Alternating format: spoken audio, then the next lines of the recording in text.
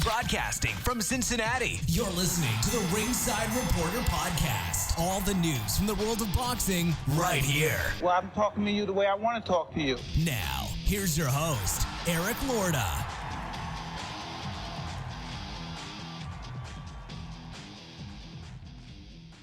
And we are live. Welcome to the Ringside Reporter show, where we talk about the latest boxing news. If it's related to boxing, we'll talk about it here. My name is Eric Lorda, and I'm here with my co-host, Ringside Robert, and England's adopted son, Joe Habib. We have a great show for you today, and if you want to call and ask questions, you can call in right now at 323-870-3857. And I guess we'll be here till about 9 o'clock tonight. And today, we're going to talk about the Forbes athletes list is out, and we'll tell you where the boxers are on that list, and the debut of our new game. You have a chance to win a t-shirt today, but first you have to beat the Beeb. Beeb, your favorite to win here. We'll see. Look at the Beeb. Look at the Beeb. Love it. Before we get started, though, I want to take care of some serious business here and wish my friend, my co-host, and an all-around good guy, Joe Habib, was injured yesterday while taking an innocent walk. He was viciously attacked, vicious attack by a toy poodle. That's correct. Toy poodle that bit Joe on the leg. Joe, this is painful for you to talk about, I know. How are you recovering from this, and are you okay? Sure.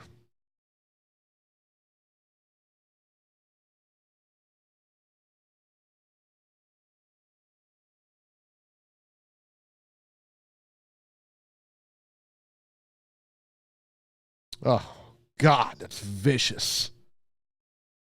Jesus. Ah.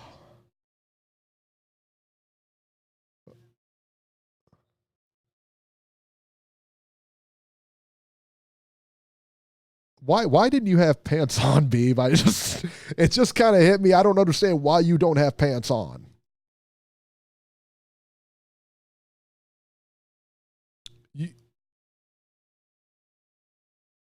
Okay. So they were looking at the wound. Okay, now I get it. They were looking at the. Okay, I gotcha. All right, they're saying in the chat they cannot hear you. All right, let's try it now. Okay.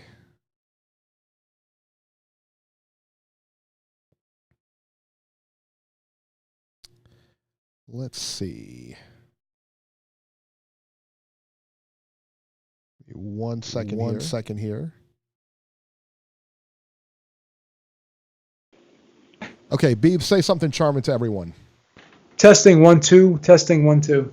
Okay, can you guys hear Beeb now?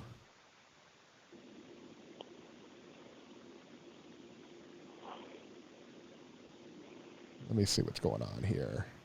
This always happens. Technical difficulties. Robert, why does this always happen? I have no idea. Okay, Robert's just along for the ride. Why does this always happen? I'm glad I don't have to deal with any of that. I can hear Robert. I can hear Robert. Can you guys should be able to hear Beeb, no? Beeb, say something.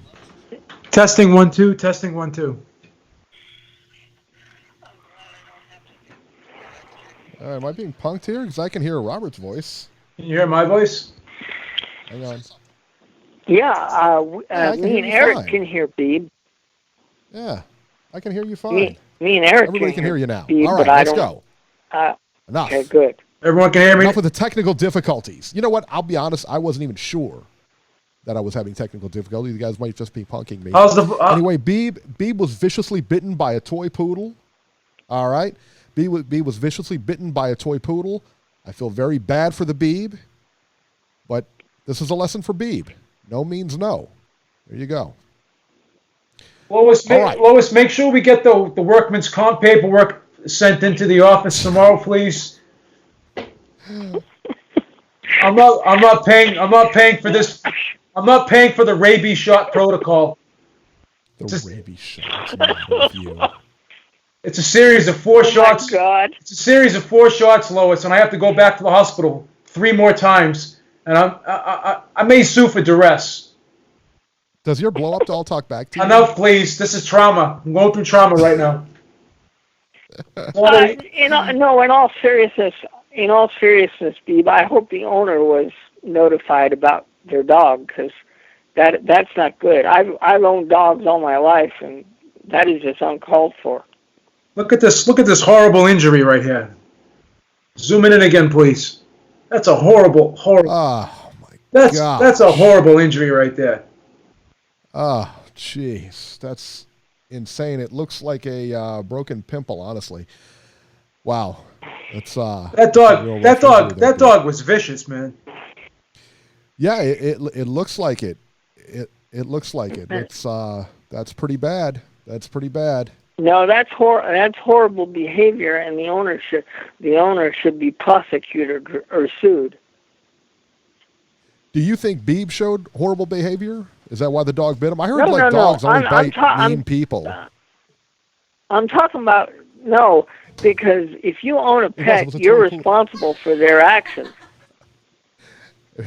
Yeah, it was a toy poodle. Corey Lee Boxing, thank you so much. He said salute to everyone. The Mac is back, baby. I'm assuming he's talking about me. Yeah, I heard that poodles only bite stupid people. So I don't know what that all means in the grand scheme of things. I don't know. Lois, well, HR, please. I've been around. Want to file a defamation? Want to file a defamation of character suit against one of the coworkers here? One of the coworkers. Robbie, have you ever been bit by a dog? All my life. Yeah. Have you ever been bit by a dog? No. I've been around dogs all my life, and that's just uncalled for. That's right. Beeb should watch himself. All right, let's get it on, man. ESPN Plus. ESPN Plus, baby.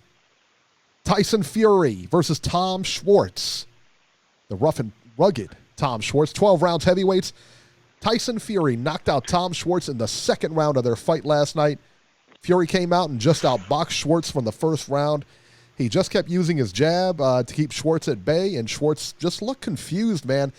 He tried to close the distance on Fury. He just couldn't. And I'll tell you what he was doing is he was following Fury around. He wasn't even necessarily cutting off the ring. He was just following him around. He couldn't get close enough to land any real shots. We talked about all week and leading into this fight, the right hand of Schwartz. It's a very sneaky right hand. It was pretty much non-existent. He threw it one time and caught Fury partially, but Fury was rolling with it. It was no big deal. As if Schwartz wasn't having enough of a hard time in the fight, Fury came out southpaw in the second round and just completely dismantled Schwartz. I was actually pretty shocked at the outcome. I figured after the first round, the fight was actually going to go the distance. It was like a distance type of fight. I tell you what, boy, was I wrong, man. I was completely wrong. Beeb, what were your thoughts on this fight? Well, here's the thing.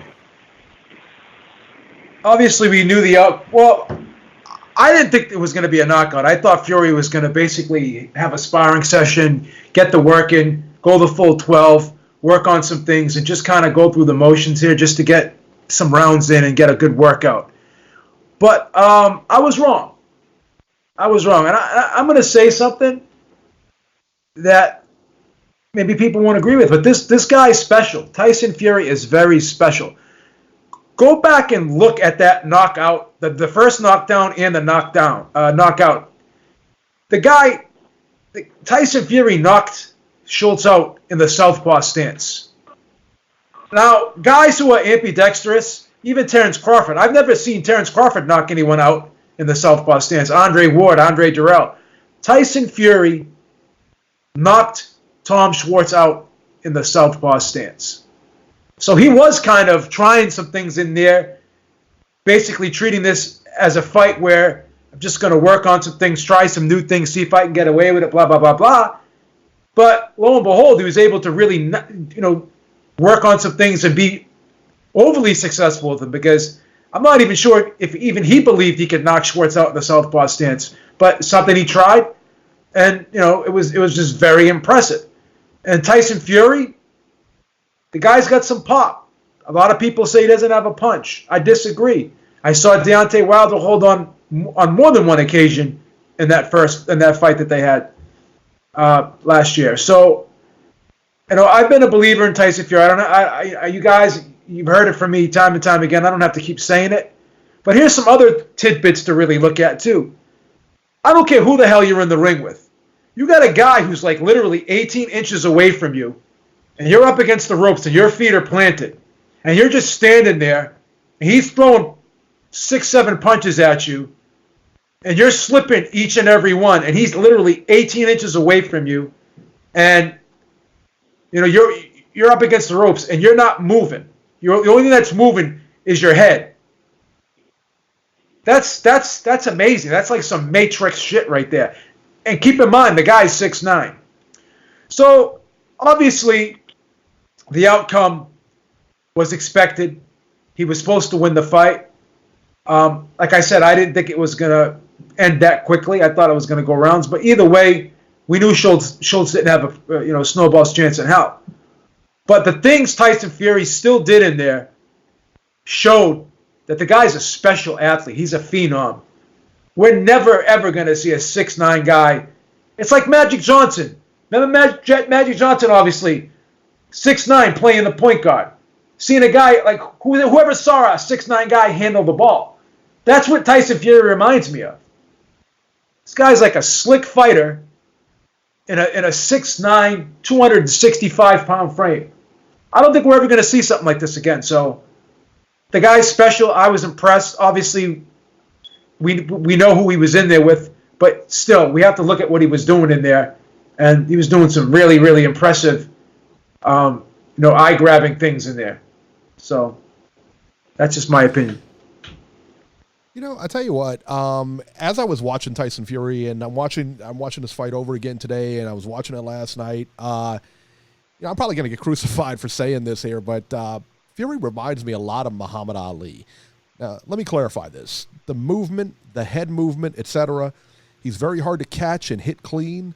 I don't ever remember seeing another heavyweight move like that. I mean, if we think of all the heavyweight champions down the pike from Ali, he's like, he does a lot of the same things as far as the movement, the jab, everything like that.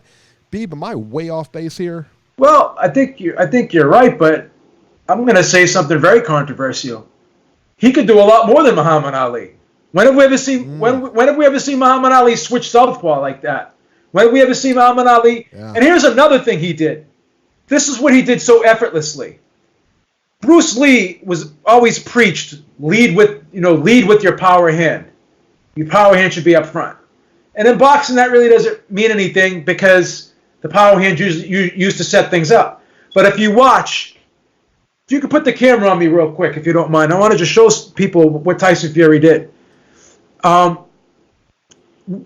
he did when he was in that southpaw stance, one of the punches he landed on Schwartz was really, really impressive and amazing to me.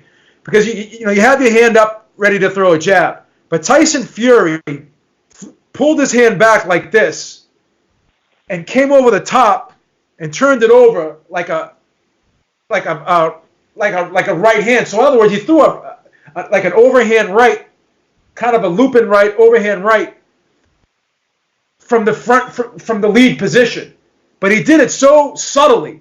So he had his hand like that, and he went like that and just turned it over like a power shot, and he ended up knocking Schultz back and right into the ropes. It wasn't like a telephone pole Larry Holmes type jab. He was he just made that little adjustment.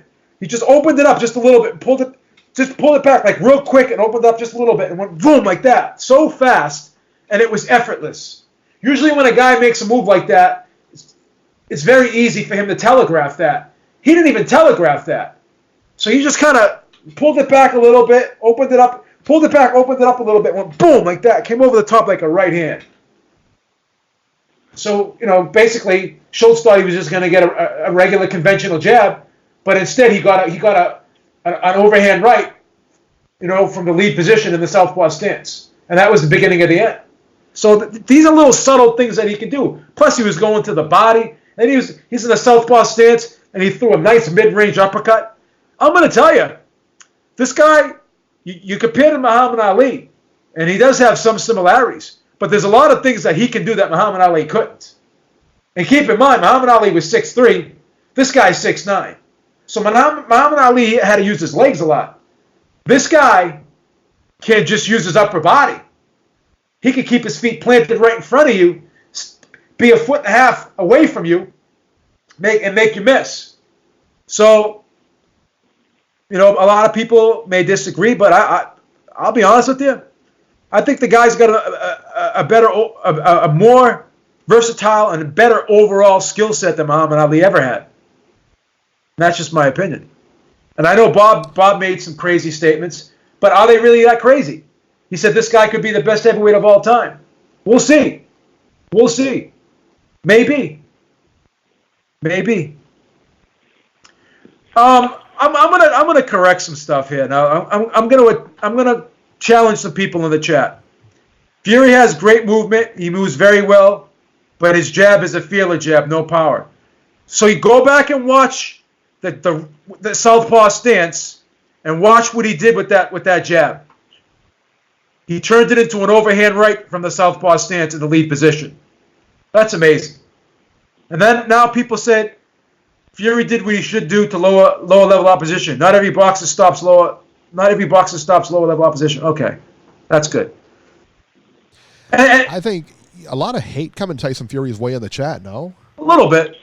Yeah, they're all Joshua fans. They're all Joshua fans. Robert. Well, let me put it on you for a minute. Now, I know that you didn't get a chance to watch the fight, but you did see highlights of it. Based on the highlights you saw, obviously they're going to be favoring Tyson Fury, but based on the highlights you saw, what were your thoughts?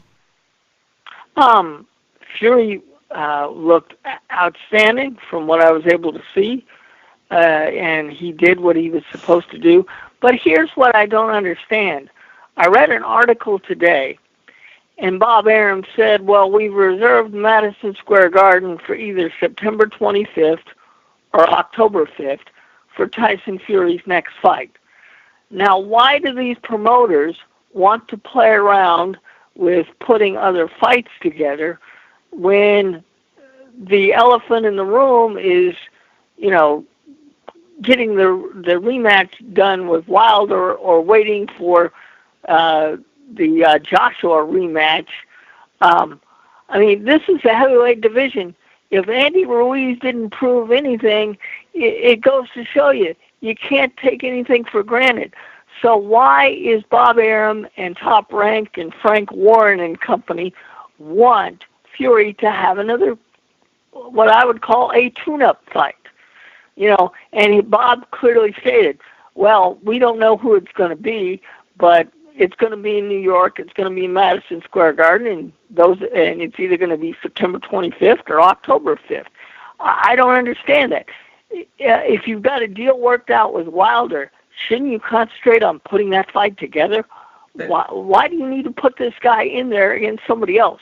The chances are slim, but we don't want what happened to him or what happened to Anthony Joshua to happen to him. I don't understand the way these promoters think. Well, first of all, that Wilder fight's not signed, sealed, and delivered yet. That's the thing. They're talking about that. Bob wants to do that in the first quarter of next year. But we say it's agreement in that's principle. That's what he said, yes. Yeah. It's a kind of an agreement. But Tyson Fury came out and said he hasn't agreed to anything yet. But I think he will agree to it when ESPN and Bob put it in front of him next year. But here's the thing. Mm-hmm. Coach made it. Coach C. This is why we're unbiased on this channel. We're unbiased. Coach C said you're bugging. By the way. But Coach C made a great point. Coach C made an outstanding point, and we shout people out. We shout people out when they make good points, even if we may not want to hear them sometimes. Huge Tyson Fury fan, but I got to concede one point. Deontay Wilder's fighting Luis Ortiz next, right? Right. Would anyone on this panel or in this chat consider that a tune-up fight? No. So no, that's not. So Deontay Wilder is going in tough again, and Fury's got a tune-up fight last night, and he's going to take another tune-up fight again in October, November. So we got to give Deontay Wilder credit because he's not taking tune-up fights, and quite frankly, as much as I love Fury, I don't want to see him take another tune-up fight. I want to see him possibly take the rest of the year off and then fight Wilder next. Now, if he wants to have tune-up fights, go in the gym and have tune-up fights. Go in the gym and spar people. Don't spar people and make people pay for it. Last night, I understand, okay, that's great. But to do another one like that in October, November, and like Robbie said, what if he gets cut? What if he breaks a hand? At least if he's doing it in the gym, he's got headgear on and bigger gloves. You know what I'm saying? So, shout out to Wilder because he's taking a tough fight next.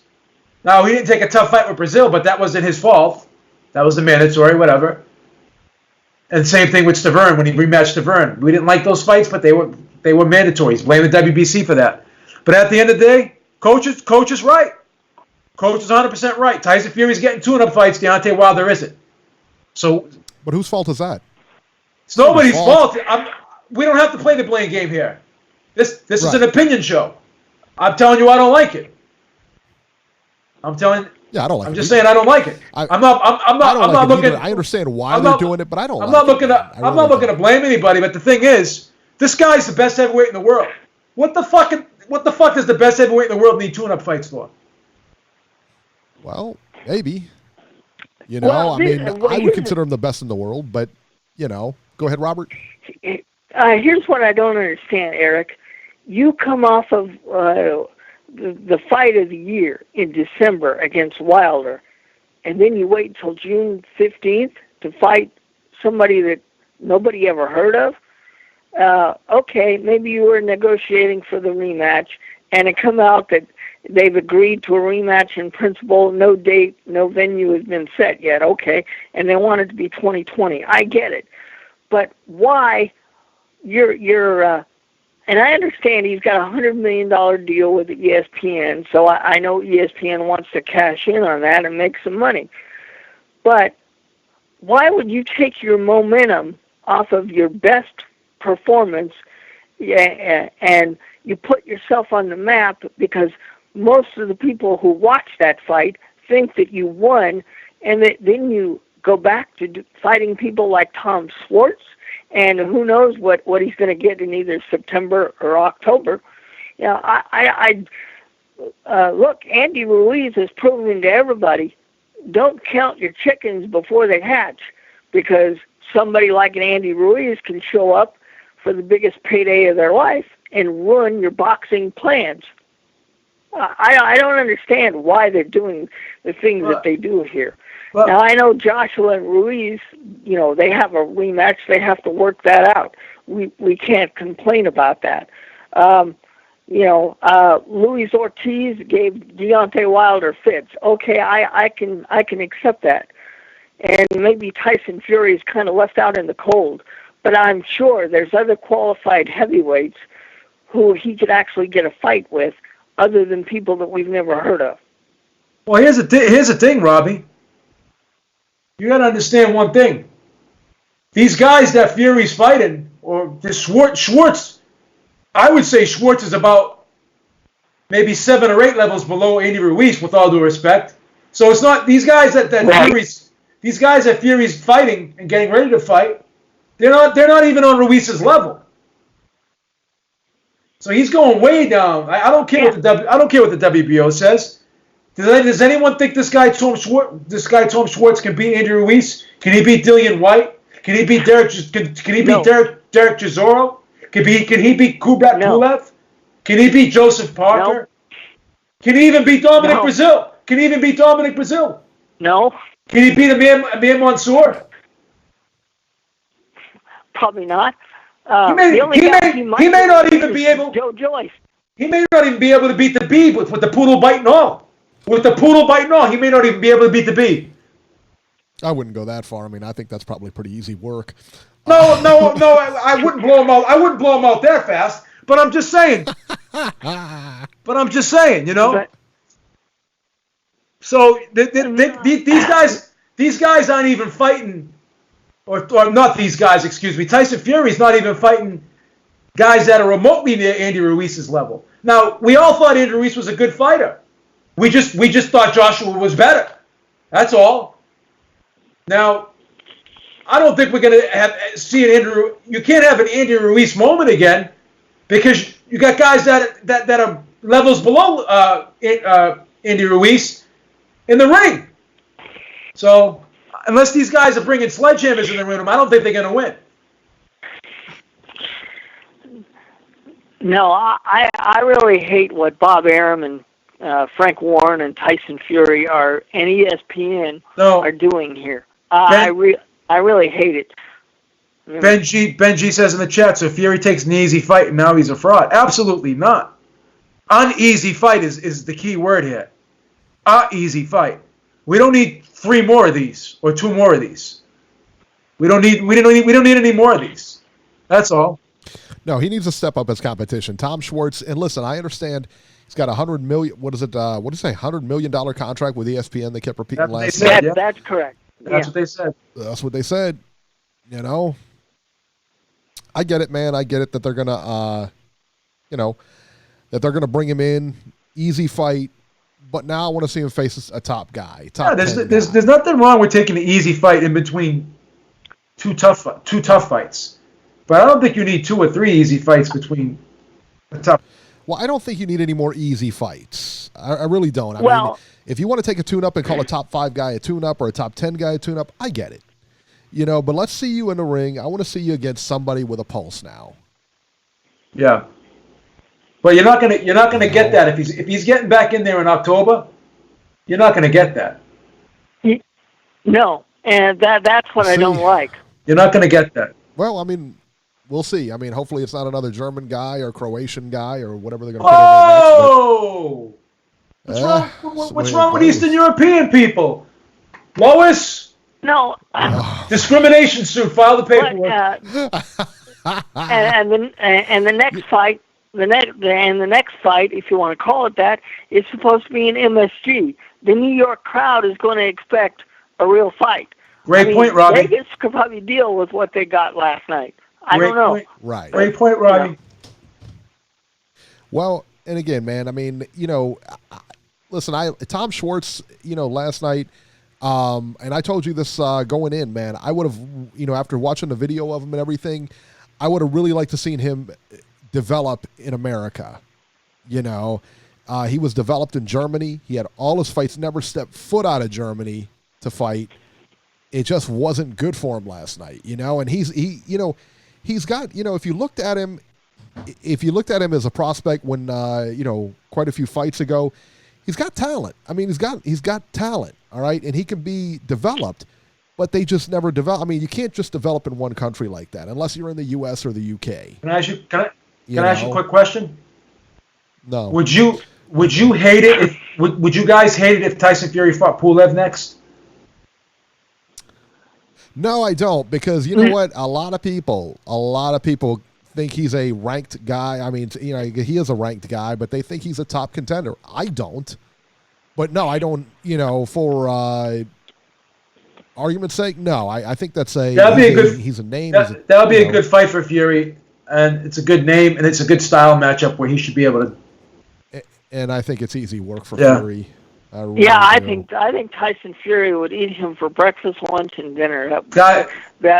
You talk about last night not being competitive. I don't think Pulev presents him any issues whatsoever. Right. So there you go. What about the Mober? Thank you so much, man. He says, "I love you guys and a new big supporter in Ireland." Thank you, man, so much. We appreciate it very much, man. Thank you. A lot was made last night. Let's talk about this for just a minute here, of the Lineal title that Tyson Fury holds. Brass tacks of it is that there is no belt he holds. The Lineal title is, it's a title, but, you know, I mean, the man who beat the man who beat the man, I get it. And he is the lineal champion. But here's my take on that. Listen, you don't get to go and win the title and then step out on a bender for 2 years and not get penalized. No, not at all. You're not the champion. You know, you could say he's the lineal champion all you want. But again, so there's no limitations on it. You can go out, do whatever you want, retire from the sport, come back 15 years later, and then it just doesn't make sense, you know? To me, it doesn't make sense. So I don't consider him a champion. I don't consider him lineal or otherwise. I don't really consider him, you know, the champion. Carnival says he's not lineal. He retired. Yeah, I mean, I can't beat you if you're retired. Well, here's the thing. He was on a 2-year ban for the failed PED test. He was on a 2-year ban. Right. So. Right. Well, I mean, and he was also on a bender with that. But be that as it may, I mean. No, but listen, he is retired. I mean. But he retired before he was going to get suspended. So either way, those doesn't matter. It does matter because those titles were going to get stripped from him, regardless. Yeah, they were going to get stripped from him. So that's a big point to make. Because if you're going to get stripped because of something you did, you broke the rules. Then that's your like they'll take you right out of the rankings. Big Baby Miller's out of the rankings for 6 months. He's got to work his way back in. Ben G, thank you so much. He said Tyson Fury is the people's champion. He may very well be. But yeah, well, I mean, listen, I mean, PEDs alone, he was going to get stripped. Should tell you that he shouldn't be the lineal champion. That's what I'm saying.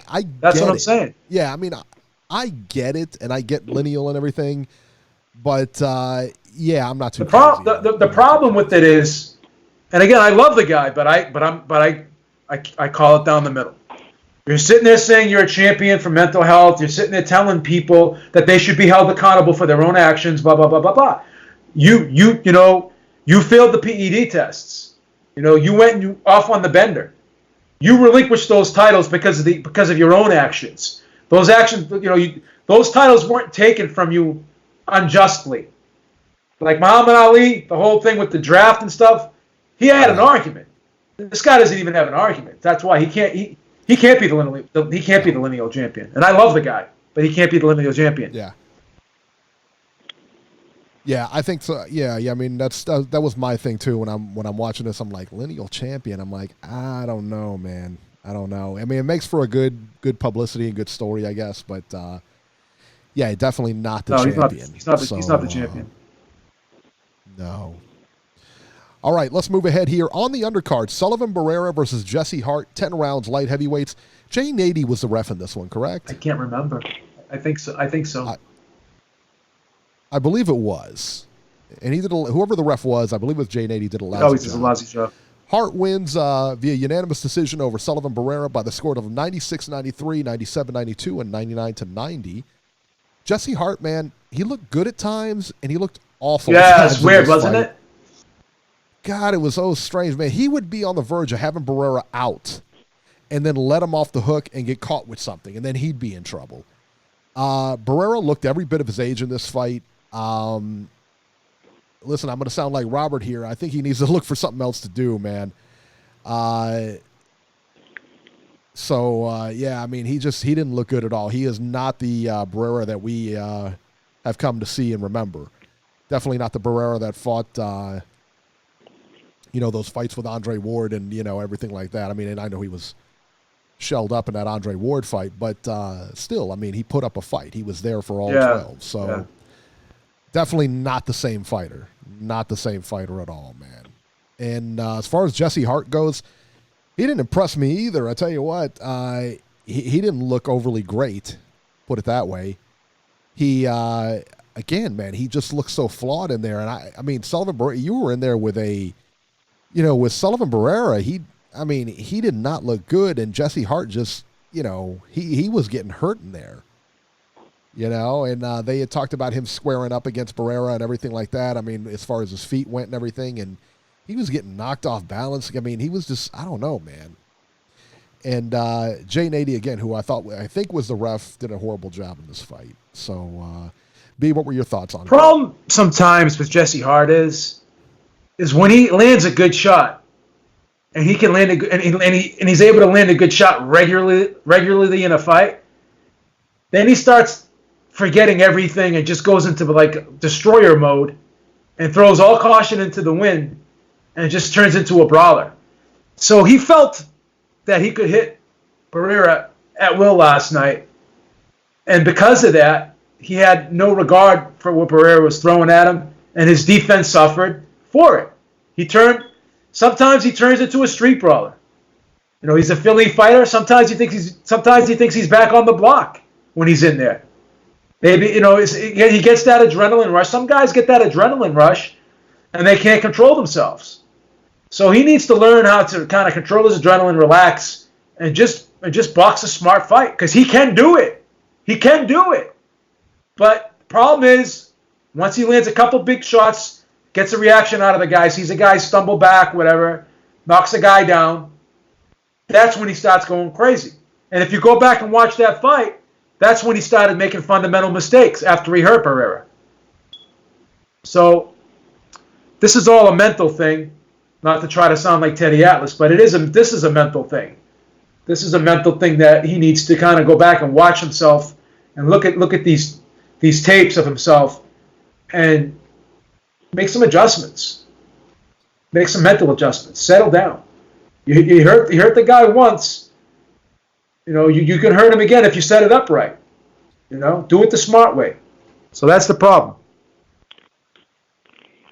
But yeah, I would agree. It wasn't a good performance. Even with a win, it wasn't a good performance. So and the announcers, Andre Ward and Tim Bradley, let him have it, didn't they? I hate Tim Bradley though. I'm really not a bit. I like Andre Ward. I cannot stand. You know what's so Bradley. crazy? Andre Ward. I always liked Andre Ward, but he's even better on ESPN. It seems like they give him free. Like, you know, at HBO, it seemed like they always were talking into the earphones and stuff. You could almost see when Jim Lampley and Roy Jones and all them were talking, they were like listening through their earpieces and they were being kind of directed.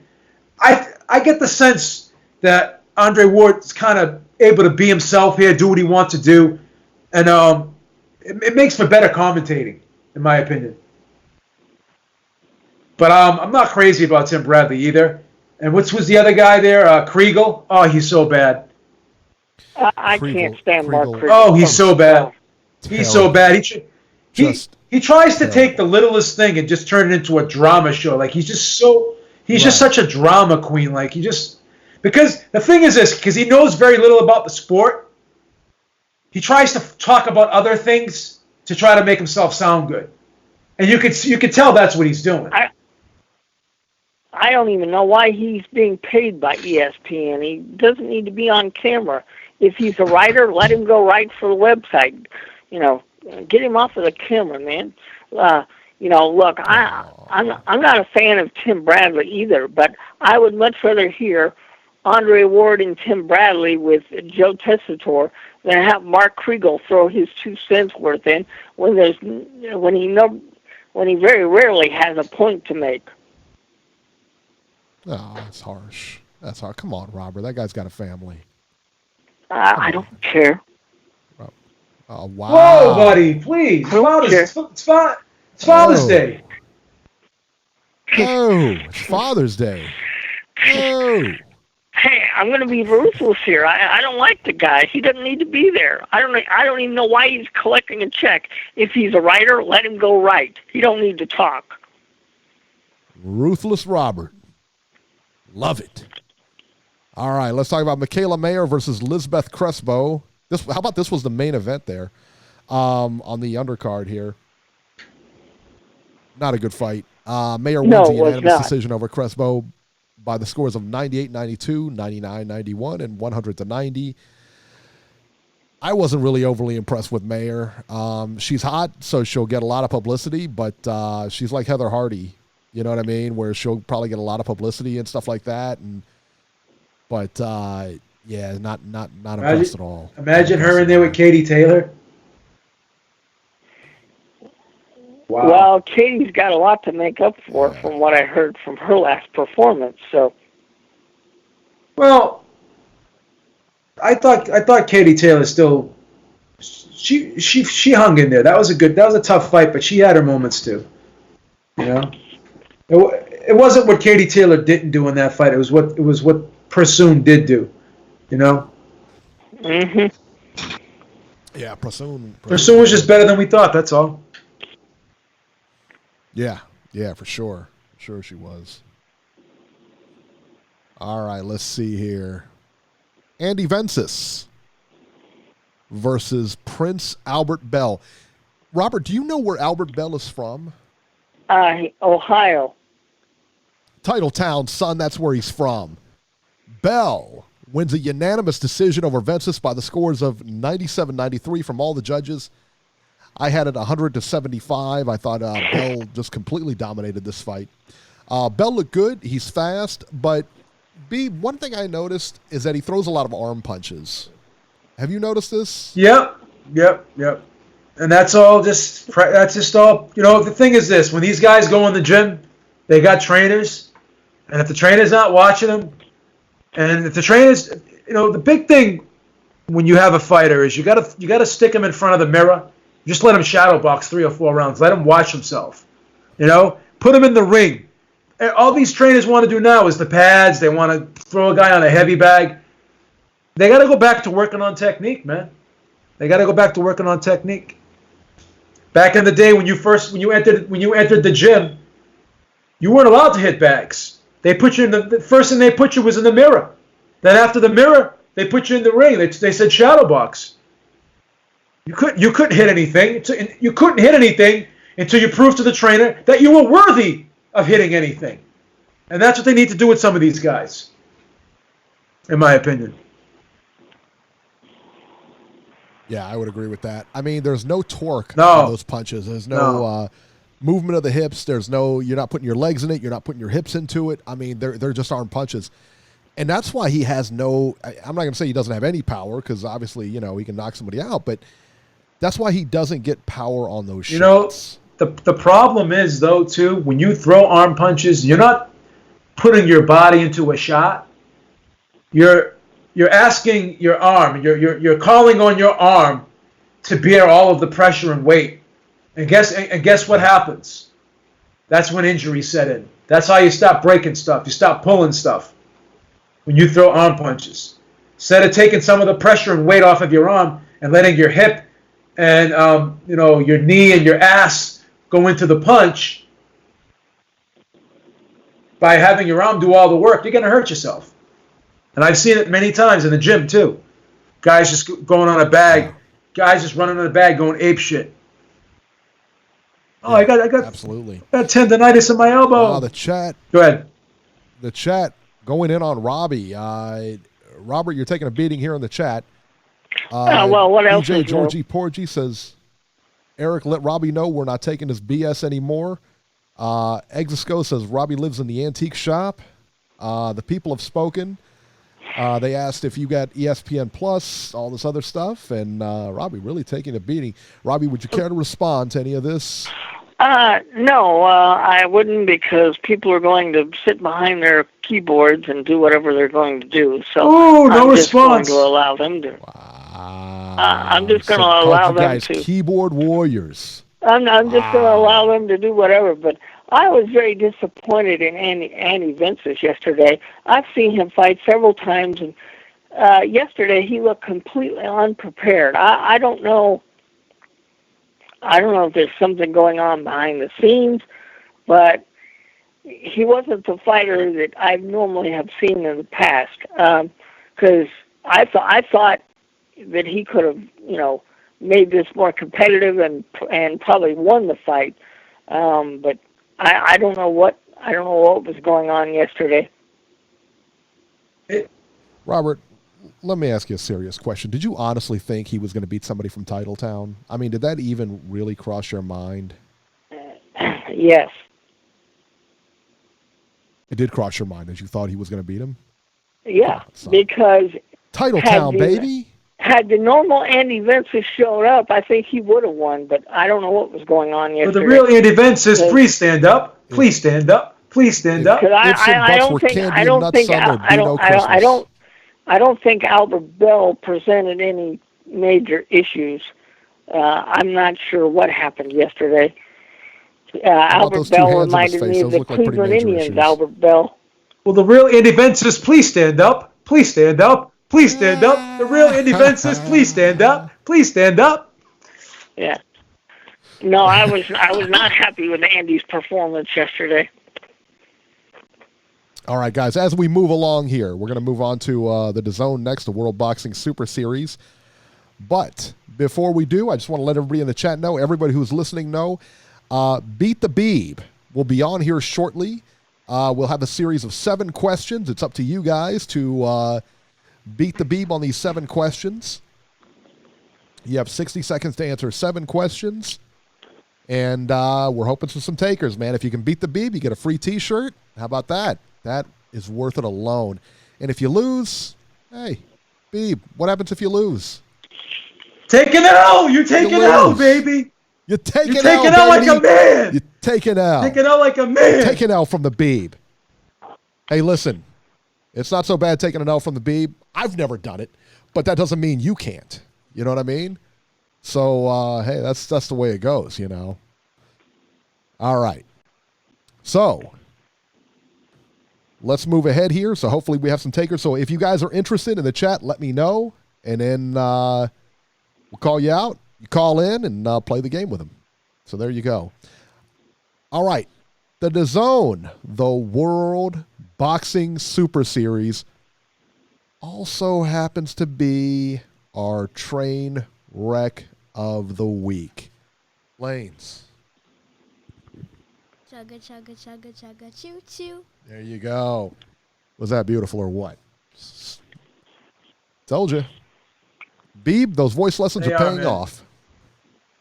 Thank you from Beeb Industries. Unbelievable. Unbelievable. Super chats are helping out. Super chats are helping out. Absolutely. We love to get the super chats. We'd love to get some thumbs up. How's this new? Hit the like button. Ben G. How's this? She's wearing, everybody's commenting on Elena's outfit. She was wearing a Lakers jersey. That's right. LeBron James from Cleveland just went to the Lakers. And then, did you guys hear that, who was it, Smith? Who was it, Robert? Who was it? Anthony that Davis. Went to the Lakers. Anthony Davis, that's right, from Kentucky, yeah. From he went from New Orleans, now he's a member of the Lakers. Tony Yayo says, be a better father, Eric. That's right. I know, Lakers. She's got to get a Cleveland jersey. Jason was supposed to challenge beat the Beeb, but he got scared. So he's not even in the chat. Notice that? Good for him. Good for him. I gotta be honest, Beeb. I'm done with your boy. Is it? I'm done. I gotta cut him loose. I gotta cut him loose. I gotta cut him loose, man. I mean, he says he'll do it, and then he doesn't. All right, let me talk here. He says he'll do it, then he doesn't want to do it, and then he says he'll do it, and then he just doesn't. He's a fraud. He can't beat the Beeb. I mean, like, dude, why would you tell us yes, you're going to do it, and then just not show up and just not, you know? But that's the only reason why. That's the only reason why he's not here, because he knew he wasn't going to win, and he was embarrassed that he was going to lose. So he didn't even show up. Dude, seriously, I mean, like, I don't know, but I don't know your feeling on it, man. But I'm done. I'm done with him. Well, the only chance he's got of winning is they were all Al Heyman questions or PBC questions. Igloo 2, no. Jason did tell me he was going to make it. He told me off air he was going to make it. Yeah, he told me yesterday he had a PBC meeting. Wasn't that what he said in the chat? He has a PBC meeting. Yeah, Stop right. being his lawyer, son. Yeah, he had a PBC meeting. It was in the bathroom, and a couple people were going. Mr. Lube was going. Mr. Lube was going. Mr. Dildo was going. God. I heard he had a date with Mrs. Palm and her 5 sisters. Oh, Jesus. So there you go. He had his right hand Betsy and his left hand Sue, and they both knew what they were gonna do. This is a family show. Honor the train wreck of the week before this turns into the train wreck of the week. Robert Exisco wants to know if you've ever heard of Best Buy. Yes, I've bought many things from Best Buy. Thank you. There you go. Apparently not a Chromecast. Nope. All right, our train wreck of the week. Maris Bradis versus Krzysztof Glowatsky. 12 rounds for Glowatsky's WBO and vacant WBC Cruiserweight title and a spot in the World Boxing Super Series Finals. Maris Bradis scored a third-round KO for Glowatsky on Saturday in the WBSS semifinals, although definitely not without some controversy. One of the first things I noticed about the fight was that Robert Byrd was the ref. The other thing that I noticed very promptly was that Adelaide Byrd was one of the judges. Now, listen, man, I don't think they should have family doing the same fights. I just don't. I think that's a no-no. Especially husband and wife. Yeah, what happens if, one of the, it's just like if the referee doesn't take a liking to somebody, if the boxer doesn't take a liking to the referee, is Adelaide going to be influenced by it? I don't know. Listen, I just don't like it. It's not a good precedent to set. In the second round, Bradis hit Glowatsky with an intentional elbow. It doesn't get any more intentional than this. Glowatsky went to the canvas. I mean, it was, Beeb, was that a clear intentional elbow? Yes. Clear Yes. as day. He goes down. Byrd goes right over to him and says, "Get up." He gave him absolutely zero time to recover. He took a point away, although that should be an automatic 2-point deduction. Yeah. For an intentional foul, that's a 2-point deduction. Byrd clearly missed it. Most people. The two started fighting again. The bell rang. And then everybody in the arena can hear the bell except for Robert Byrd, who just lets them fight for an additional 10 seconds. Before he broke them up, Glowatsky got tagged with a shot. That's clearly, again, after the bell, probably like a minute or 2 minutes after the bell. He broke him up. Glowatsky gets tagged with the shot. He goes down. Both corners were on the apron trying to get the fighters to stop, trying to get the referee's attention. Just a horrible job by Robert Byrd. Him and his old lady should never be allowed to judge a referee again. And I'm going to take it one step further. They should never be allowed to watch the sport again. All right? They suck. They absolutely suck. Beeb, what are your thoughts? I really can't say it any better than you did. I mean, I was appalled. And the problem is, too, is Bradis is such a great fighter that he doesn't have to do that. Right. He doesn't have to do that. So I was just disappointed. I was very disappointed. And what turned out to be what could have been a great moment for him, I think it has a little bit of a clouds hanging over it now because people are going to remember that elbow. It was totally uncalled for. It was absolutely uncalled for. And the fact that why did Robert Byrd not give him any time to recover? Because it was a foul and he took a point away. So if you take a point away, why are you not giving this guy time to recover? It would have been the same thing as a low blow or something like that. Really, number one, it should have been 2 points or a disqualification. He really could have disqualified him. It really could have. And Byrd said it was accidental, I thought, too. He didn't treat it like it was intentional. He's an idiot. How could that possibly be accidental? I know. It's ridiculous. I mean, what are you, a moron? How could that That's be horrible. Accidental? Unbelievable. And how in the world is CJ Ross, I just saw it in the chat. How in the world is Adelaide Byrd doing big fights? Really? This is a big fight. How were you judging a big fight? Package deal. Unbelievable. Well, yeah. Here's what I don't understand about this. Why did the World Boxing Super Series want to create a second cruiserweight tournament when Usyk went in there, last year, and totally cleaned up the division? Because he moved up. Robbie. Oh, is that okay? Yeah. All right. Because, wow, it sounds like a complete disaster. But no, I've never heard of a married couple being able to one referee the fight and one judge the fight. That, to me, I don't think brothers are allowed to fight each other if memory serves, in a professional fight, there should be some kind of rule put in place that, if you're in a relationship or married to somebody, you shouldn't work the same fight. That to me, that opens up a big can of worms, and that could create all kinds of messes. I agree. I mean, we have a no fraternization policy here at Beeb Industries as well. Then why are you with Lois? Yeah, really. Totally platonic. Slow down, Robbie, please. That's totally platonic. Okay. Is that because she's made of plastic, or because she is not made of plastic? She's all woman. Rubber? All you have to do is poke a hole in, and the air will be deflated. Oh wow! Sort of like your ego.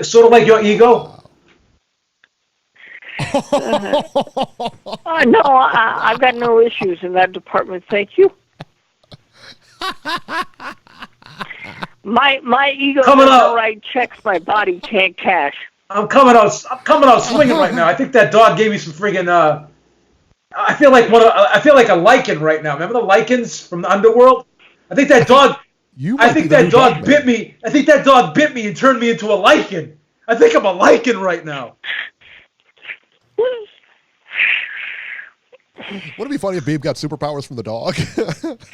Like he's like he could bark and just hop over fences now and everything. Yeah.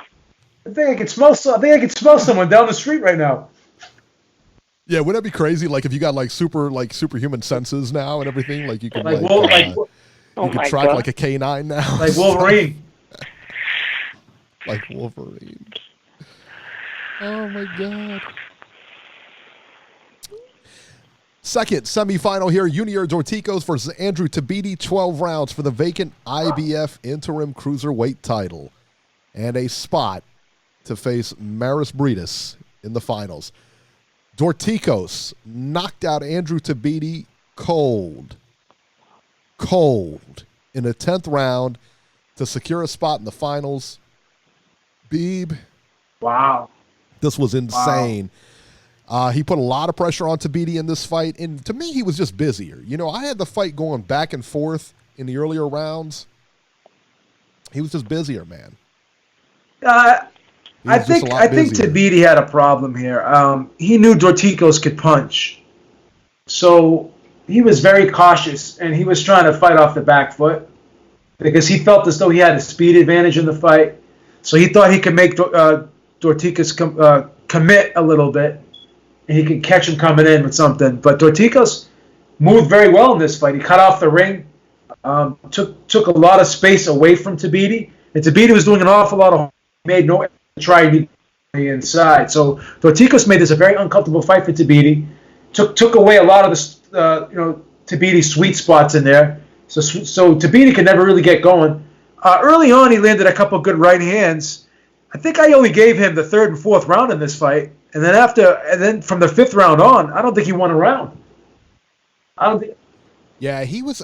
I tell you what, when he boxes very well. This is Tabiti speaking of. He boxes really, really well, man. But Dorticos took. He just doesn't. But Dorticos took a lot of the real estate away from him, and when he tried to move, Dorticos just kept coming forward. He kept cutting him off. He did a great job. Dorticos did great with his footwork. Did great with his footwork on this fight. Our chat is so brutal.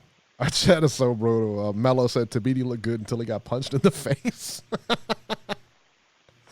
Well, like Mike Tyson said, everybody got a plan until they get hit.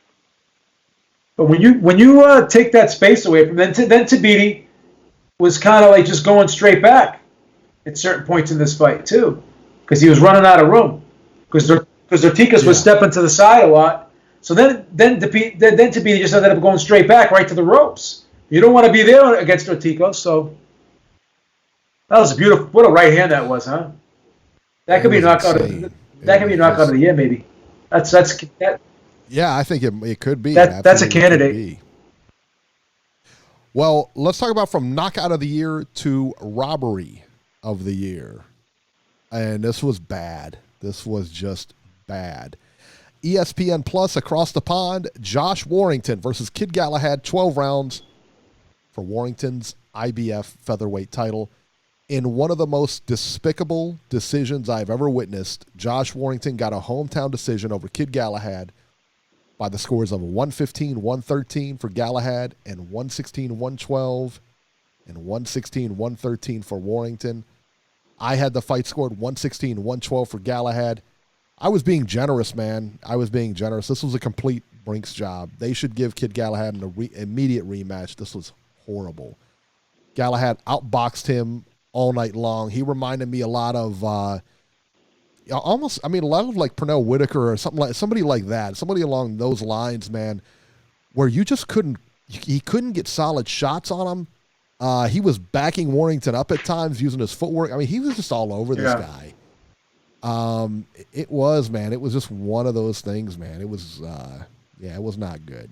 I thought the big difference in this fight was the middle rounds, like from the 4th to like the 9th. I thought Galahad clearly won those rounds. And Galahad, the key to this fight for him was his jab. I mean, his jab was just so quick, and he was moving his jab around in this fight. He wasn't just looking to land the jab on the chin. He was moving it around, touching Warrington on the chest, shoulders, doing whatever he had to do to keep Warrington from getting established. And Warrington had a hard time setting his feet in this fight. He was constantly throwing punches while out of range because the jab kept disrupting his rhythm. And Galahad was just making little subtle side steps, stepping around Warrington as Warrington came forward. And he was jabbing his way in. He was able to push Warrington back because his jab was getting there first. So I think Galahad was a step ahead of Warrington. And people are complaining about the holding, but it was strategic clinching. It wasn't like the ref had to break them. Galahad would grab him, tie him up, punch with the free hand, walk him back, maneuver him, position him where he wanted to position him. And it's kind of like dirty boxing. When I say dirty boxing, not meaning it's illegal boxing, but it's a term that's used in MMA where you kind of grab and you push the guy back, you twist and turn him, and you kind of push him off to the side and line him up for punches and stuff like that. That was a lot of what Galahad did in this fight. And Galahad showed a lot of physical strength, a lot of poise. He was nice and relaxed in there. And I thought Warrington would be the one applying the pressure and making Kid Galahad feel uncomfortable. But that wasn't the case here. Kid Galahad, like you said, was the guy that was moving forward.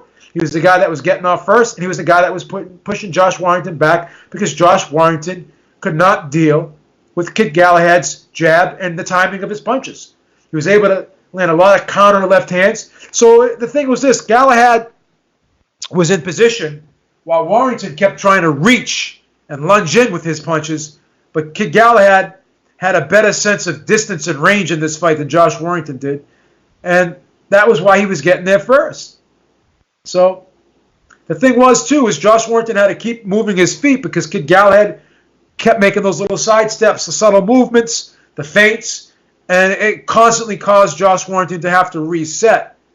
And then he was getting frustrated. He just became desperate at times, and he was throwing a lot of lunging, winging shots that Kid Galahad just ducked underneath and got up underneath and used a lot of head and shoulder movement in this fight. And he was slipping a lot of Warrington's punches. A lot of times Warrington was swinging that air. So Kid Galahad was definitely the ring general in this fight. And he showed incredible boxing skills. And I thought he clearly won the fight. Yeah, I thought so too. I thought it was pretty evident, man, for sure. Listen, guys, a lot of people watching right now. Give us some thumbs up, man. Show us some love. Thumbs up. Give us some super chats. Whatever you want to do. But yeah, man. Let's have it, man. Come on, guys. Come on. Let's see here. I just read this here. Yeah, Exisco says Dorticos beats Bradus. We didn't predict the winner. I think Bradus wins. I think Bradus wins. Dorticos, he seems to fade down the stretch, but, I guess he got the 10th round knockout, so I don't know. Yeah, smash the like button. There you go. All right, let's talk about the upcoming schedule, and then it's time for Beat the Beeb. So let's see here. Let's see what we got. June 19th. Robert, when's June 19th? That Wednesday? Yeah, that would be Wednesday. All right. On UFC Fight Pass from Japan, Aston Palicite versus Kaz Ioka, 12 rounds for the vacant WBO junior bantamweight title. So if you have UFC Fight Pass, you'll be able to watch that. On Thursday, June 20th in Atlantic City, on Facebook Watch, Demetrius Ballard versus Elias Espadas, 10 rounds middleweights. June 21st from Belfast, Northern Ireland, on ESPN+, Tyrone McKenna versus Dara Foley, 10 rounds junior welterweights. June 21st from Indio, California, on DAZN, Andrew Cancio versus Alberto Machado, rematch for Cancio's WBA regular junior lightweight title. Also on the card, Angel Acosta versus Elwin Soto, 12 rounds for Acosta's WBO junior flyweight title. June 21st in London on DAZN. This is Saturday. Is that right, Robert? No, that's still Friday. Still Friday, okay. Conor Benn versus Jussi Kavula, 10 rounds welterweights. Ted Cheeseman, Robbie's boy, versus Kieran Conway, 12 rounds for Cheeseman's British junior middleweight title. June 21st from Sloan, Iowa, on Showtime, Sebastian Fundora versus Hector Zepeda, 10 rounds junior middleweights. That's got to be like a showbox thing. That's a showbox card, yes. Just like the DAZN Indio June card, 26th. that's a Golden Boy special. Right. June 22nd, Glasgow, Scotland, ESPN+, Lee McGregor versus Scott Allen, 12 rounds for McGregor's Commonwealth Bantamweight title. That's got to be a MTK card, I guess. June 22nd from Cleveland, Titletown, CBSSports.net, Cody Crowley versus Naveed Mansouri, 12 rounds junior middleweights. Let's see what else we got.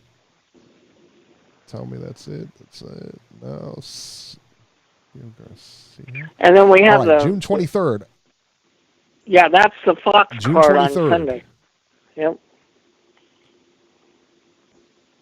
Right. Yeah. June 23rd, Las Vegas, Fox. Jermel Charlo versus Jorge Cota, 12 rounds junior middleweights. This should actually be Tony Harrison, but Tony Harrison pulled out with a leg injury.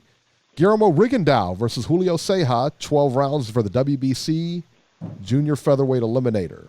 So there you go. That's next Sunday. And those are the big fights. Wow. Yeah, not much to look, not much to look forward to next weekend. Especially since Tony Harrison got hurt. Tony Ayo, not Conor McGregor, was another McGregor. Yeah. Not Conor. So another McGregor. All right, let's go to the phones here. Let's see what we got. Let's see here. 718. So where's 718? New York. That would be Suleiman. Suleiman. Hey, 718, you're live. How you guys doing? Yeah, Suleiman, how you doing, man? Fully good. Yeah, fine. The fight was fully good. With Tyson Fury, he showed some skills, but he showed some skills against a C-class opponent, which didn't have a proper game plan. I mean, if he would have had good boxing skills, he would have. That was like how you call that? That right there was to expose, to show Tyson Fury. It was like a showcase. A showcase bout, because the guy, he didn't have no technical. Like when he threw all the punches upstairs and missed, all he had to do was attack his body. Nobody attacks Tyson Fury with a proper boxing skill. They don't attack his body. They don't mix up their punches or nothing like that. And I don't think he has an intention of fighting somebody that has that kind of boxing skill. He already tasted the power of Deontay Wilder, and after he tasted that power and he knocked out, that he didn't get knocked out. He went to ESPN. I think he's going to stay there. I don't think he's going to fight the rematch with Deontay Wilder. Also, he's not paying no sanction fees. I don't understand why he keeps saying that he's a lineal champion. He's not credible, and he has no credibility in that statement. And if he wanted to fight somebody from the German circuit, he should have fought the top dogs in the German circuit, like Manuel Charr, Mahmoud Charr, or Aji Kabayet, the European heavyweight champ. You got two guys that have titles in the German circuit, and he picked a fighter who's not even he has a regional belt, but he's not the top dog in the German circuit. He could have fought Mahmoud Charr. Mahmoud Charr is dying to fight somebody.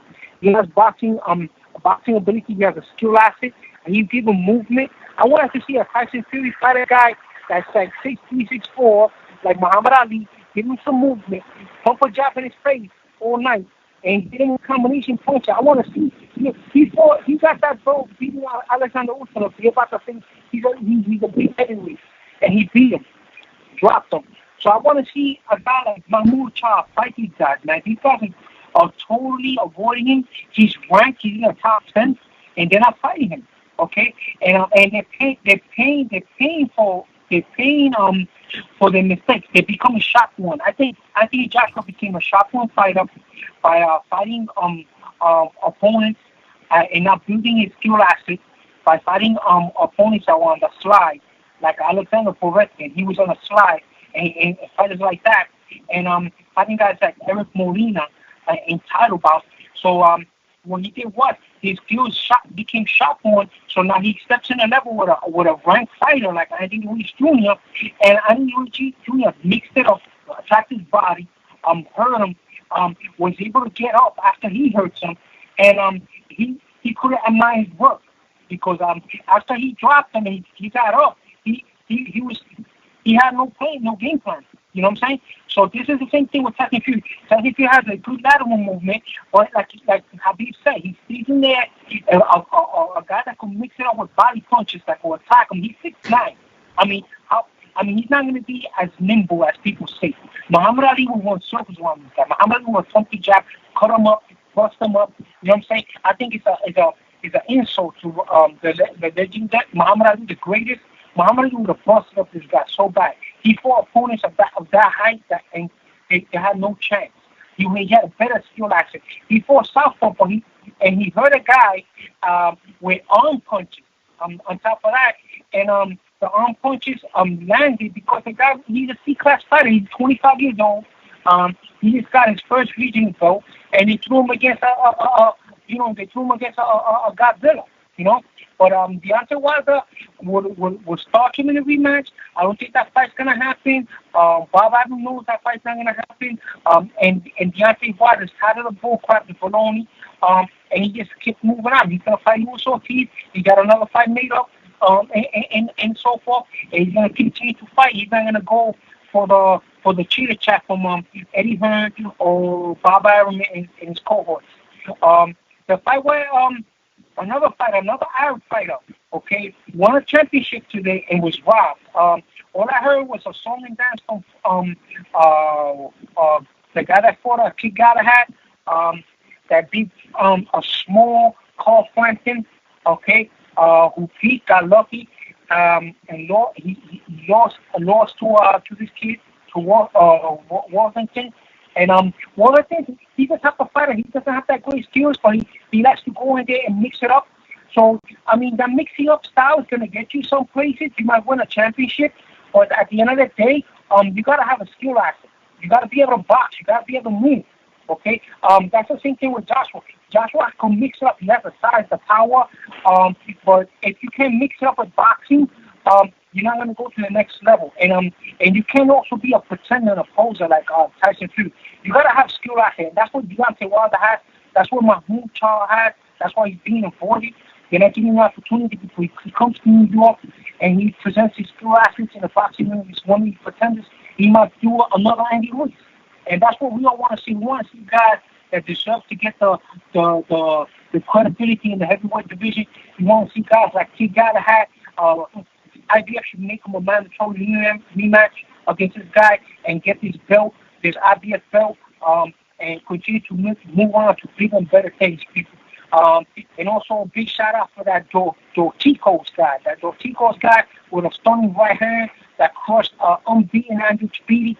I would like to see much more of this guy. I think this guy could be Randy Mavis Bendis looks, he's not fighting up to par anymore, and he can win this tournament. You know what I'm saying? And I want to see him move on to a heavyweight division and challenge this Usyk guy. You know, and that's the kind of guys that Usyk should be fighting. Guys at the same weight level. You know, he shouldn't be fighting guys like that are too big.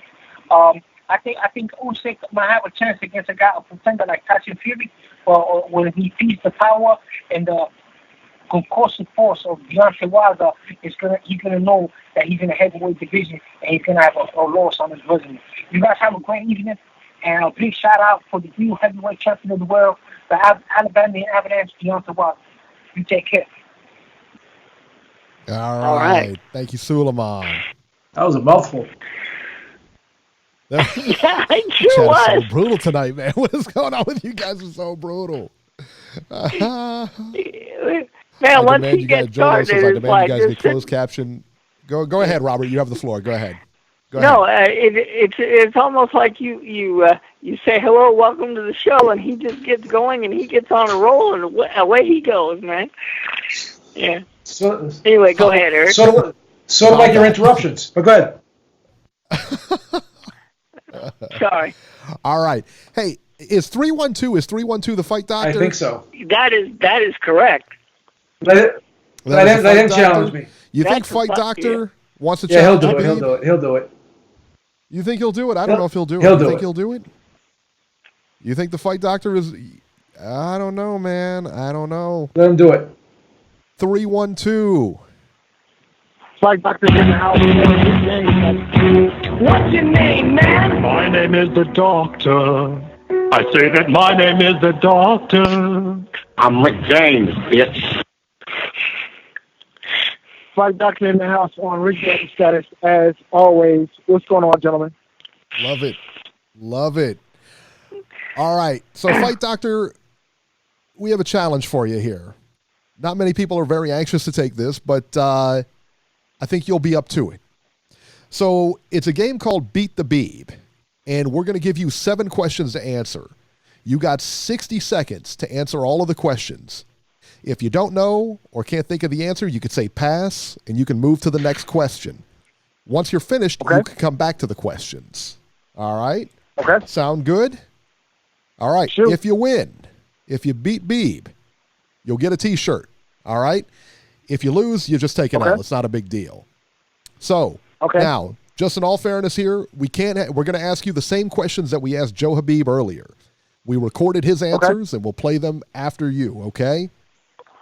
Okay. All right, so it has 1 minute. Bieber, I'm wicked excited. I'm wicked excited. Oh, my goodness. Okay, just quick disclosure. Right. I'm actually in a grocery store, so if you guys hear any strange sounds, that would be it. Look at Fight Doctor already saying he's in a grocery store. He's ready to go, man. This is why I like Fight Doctor, because you call out his name and he's ready to go. Doesn't matter where he is. Questions. True champion. True champion. All right, 60 seconds. Are you ready? I'm ready, sir. All right, your 60 seconds starts now. Who was the first light heavyweight to win the heavyweight championship? The first light heavyweight to win the heavyweight championship was Gene Tunney.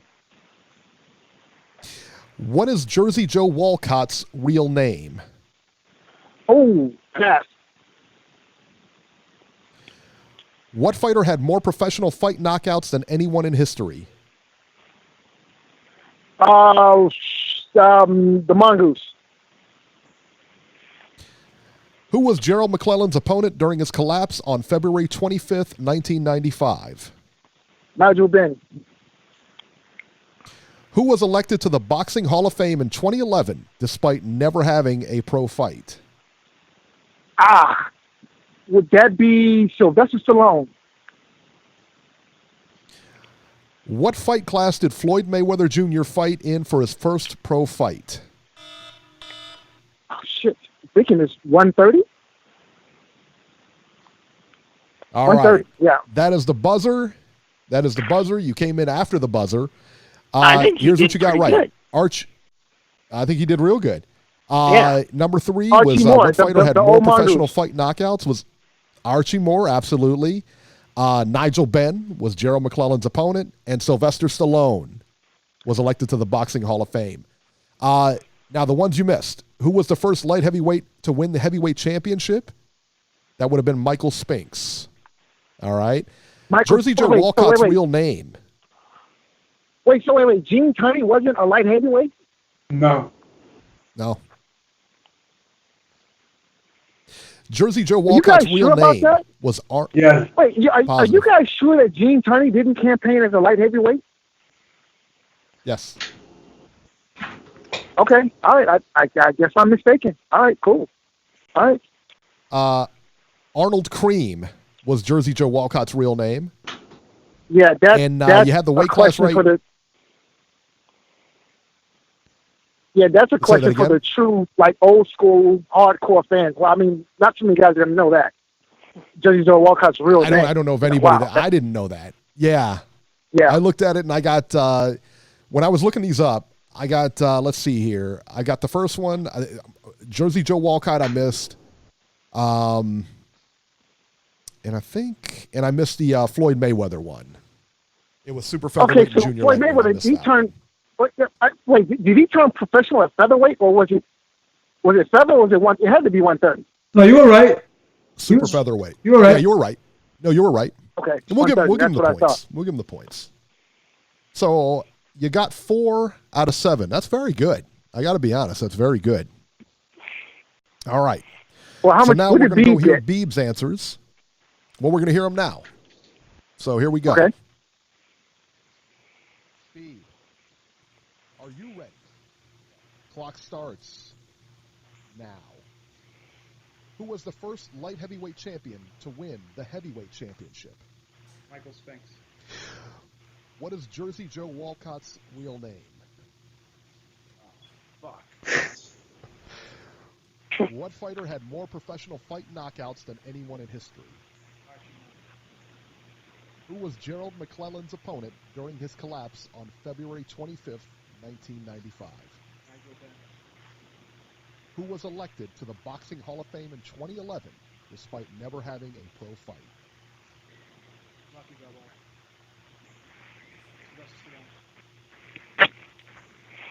What was the weight class that Floyd Mayweather Jr. What weight class did Floyd Mayweather Jr. fight in his professional debut? All right. Who was the first to win the heavyweight championship title 4 different times? 4 times. All right. So there you have it. Beeb. Wait, what was that last out of question? 7. Who was the first one to win? Who was the first to win the heavyweight title 4 different times? That's the empty set. Nobody has won the heavyweight title 4 times. Evander Holyfield Holyfield was the first one. No, sir. Guys, listen, there is a difference between being a heavyweight titleist and the heavyweight champion. Now, Evander won the title twice. First time he won it from Buster Douglas, and second time he won it from Riddick Bowe in the rematch. Other than that, Evander Holyfield has not won the heavyweight title, guys. I'm sorry, but no. Lineage, the man who beat the man.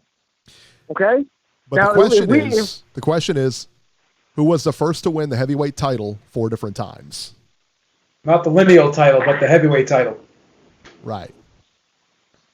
Okay, so then heavyweight so that title. could have been the IBF, WBA. But guys, that question is so ambiguous. I mean, what qualifies as a heavyweight title? The WBO, the IBO, the IBWBU? Yes. Okay, I mean, if we get to start talking about what title is a title and who is a heavyweight champion, I mean, that leads you down on a rabbit hole, and there's no telling where it goes. Well, it doesn't matter because you didn't get to the question anyway. Right.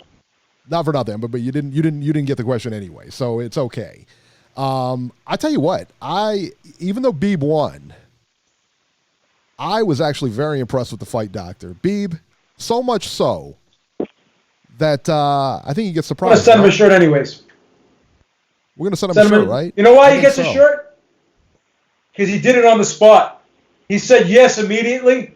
He was ready to throw down. He was distracted. He was distracted by the guy at produce stocking the shelves. It's not his fault. That's not my fault, okay? That's right. That's right. Hey, something tells me Fight Doctor's going to want a rematch here soon. Oh, definitely. A rematch is in order, okay? I'm not going to Anthony Joshua. That's right. I need an immediate rematch, okay? I was robbed. That's right. That's right. Give him an email address. Give him an email address. Yeah. Give him an email address so he can email us his address. We'll send him a shirt. All right. Here, hold on. I think he's a medium too. He weighs 165 pounds. I'm guessing he's a medium. That shocked me. I thought he was going to be heavier. I put on a couple of pounds, but I'm in that weight range. You know, I'm at super middleweight. Okay, so I'm a solid super middle, looking to get down to middleweight. There you go. All right, let's see here. So anytime Beeb wants Twitter at all? I am actually yes I am. But I haven't actually logged into Twitter. It's been a minute. Beeb and I are actually friends on Facebook. Okay, so, Beeb, how about why don't you grab him on Facebook? Your last name is White on Facebook, right, Fight Doctor? Exactly. Okay. So I gotta reach out to him. So how about if I can DM you my email address. Yeah, DM me the email address, and then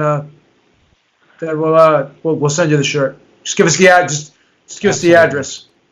And I'll send you an email, and then you just reply back with your address. We'll send the shirt out to you.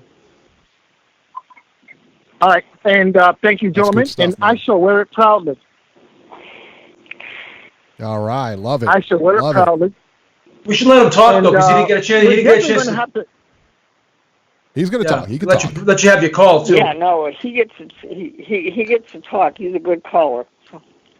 Thanks, Robert. No, I was just going to say that we definitely need to have a debate about this whole heavyweight title business, and definitely discuss, have a discussion about that, and where I can, make my points about the merits of the Lineal title, and how important that is. And listen, guys, the Lineal title is important because it represents, in my opinion, the history of boxing and how these heavyweight, how these different titles and how these sanctioning bodies have shown blatant disrespect for the sport of boxing. Look, there's only one world, so you can only have one world champion. And, listen, back in Joe Louis's day, you couldn't have guys walking around when Joe Louis was the champion calling themselves a heavyweight champion. It just couldn't happen. Okay? People would laugh at you. What would someone like Nick Fleischer think about how you have all these different organizations and all these different titleists walking around calling themselves champions? Those guys from that day will look at what's happening in the sport of boxing currently and, would turn their nose up, I think, in my opinion, So, guys, it's just not right to say that Evander Holyfield, listen, I'm a huge Evander Holyfield fan, okay? The Real Deal was must-watch TV when he was active, okay? And, I love watching him fight. He had all the heart in the world. It was must-see TV every time he fought, But calling him a 4-time heavyweight champion is just, that dishonors the sport of boxing. It dishonors the champions of the past who, won legitimate titles and did it the hard way. And not to say that Evander Holyfield wasn't a legitimate champion. He was, okay? And he's due all the respect in the world as a former heavyweight champion. But he only won the title 2 times, guys. Only twice. Which in and of itself is a huge achievement. I mean, you can count on one hand the number of guys over the sport's long history who have won the heavyweight title twice. Okay, I mean, Evander Holyfield is in very small company. He's in very elect company. I mean, how many guys have done it? Muhammad Ali, he won it 3 times. Lennox Lewis won it twice. Evander Holyfield won it twice. And then it kind of drops off from there. I mean, who else has won the legitimate heavyweight title more than once in their careers? You know? What about I think that's the list. I don't think we're missing anybody if my memory serves. Floyd Patterson, when he knocked out Ingemar Johansson, he won it twice. Yep, there's another one. Yeah, so Floyd Patterson, and then so that's 4 guys. So besides that, who else? I'm racking my brain. I mean, I may have missed somebody, but I don't think so. You know, so just having won the title twice, Evander Holyfield is in a very, very small and elect group of guys. And, you know, I don't think that it's right or fair to tarnish his legacy as being a 2-time heavyweight champion, which is something that is very difficult to do. George Foreman. Yeah. He's the other guy. Okay? So, well, you know, that's, I mean, you know, being mentioned along. No, go ahead, Mike. Go ahead. I was going to say, you bring up a good point because we started the show talking about Tyson Fury being the lineal heavyweight champion, but he doesn't actually have a belt. So what do you, I mean, yes, he beat Vladimir Klitschko, but he got his title stripped because of things that he did. And he's still going around calling himself the lineal heavyweight champion, even though he has no belt. What's your feelings on that? Since you always bring up the lineal argument, you did it with Adonis Stevenson. I'm curious as to what you think about Tyson Fury. So here's my take on Tyson Fury. So we have to rewind it back to the Vladimir Klitschko and Alexander Povetkin fight. And so a lot of people consider that to have been a fight which filled the vacant title that was vacated or made vacant when Lennox Lewis retired. Billy Lee Klitschko had retired, and so Vladimir and Povetkin were seen as the legitimate number 1, number 2 guys in the division. They fought, Vladimir won, and by the rules, by boxing tradition, when the number 1 guy and the number 2 guys fight in a division that has no champion, then the winner is declared the new champion. So then Vladimir would have established a new lineage at heavyweight, which is victory over Povetkin. Fast forward to Tyson Fury. Fury outboxes Vladimir, so then that would make him the lineal heavyweight champion of the world. Now, the question is, in that 2.5 years between Tyson Fury having beaten Vladimir Klitschko and his return to the ring, there was some things that happened that maybe possibly would have caused the title to be vacated. There's 2 things in particular that happened. The alleged retirement of Tyson Fury, did he or did he not retire, and then his having tested dirty for PEDs. So the question is, do either or both of those situations cause the lineal title to be vacant? Now, I don't know. You know, making that determination is above my pay grade. Okay, I don't know. Maybe yes, maybe no. So, me personally, I'm in the no camp because, you know, there is, you know, just because a guy sits on a title, on the heavyweight, on a lineal title, that doesn't mean that he vacates. Okay, because there is precedent. Now, you had Jack Dempsey when he beat I want to say he beat Jess Willett for the title. Correct me if I'm wrong. Jack Dempsey beat Jess Willett for the title, then he sat on the heavyweight title for like 2.5 years, but he didn't fight. He came back, and then he got beat by Gene Tunney, who I still think fought at light heavyweight. You guys are going to need to fact check that. But he did fight at light heavyweight. Wait a minute, Fight Doctor. Gene Tunney did fight at light heavyweight. He won the American light heavyweight, American light heavyweight title. He never won the world light heavyweight title.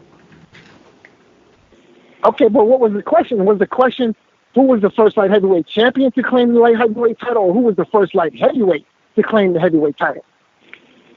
No, light heavyweight champion. Because the first light heavyweight. Okay, all right, then that would have been Michael. Who was the first light heavyweight?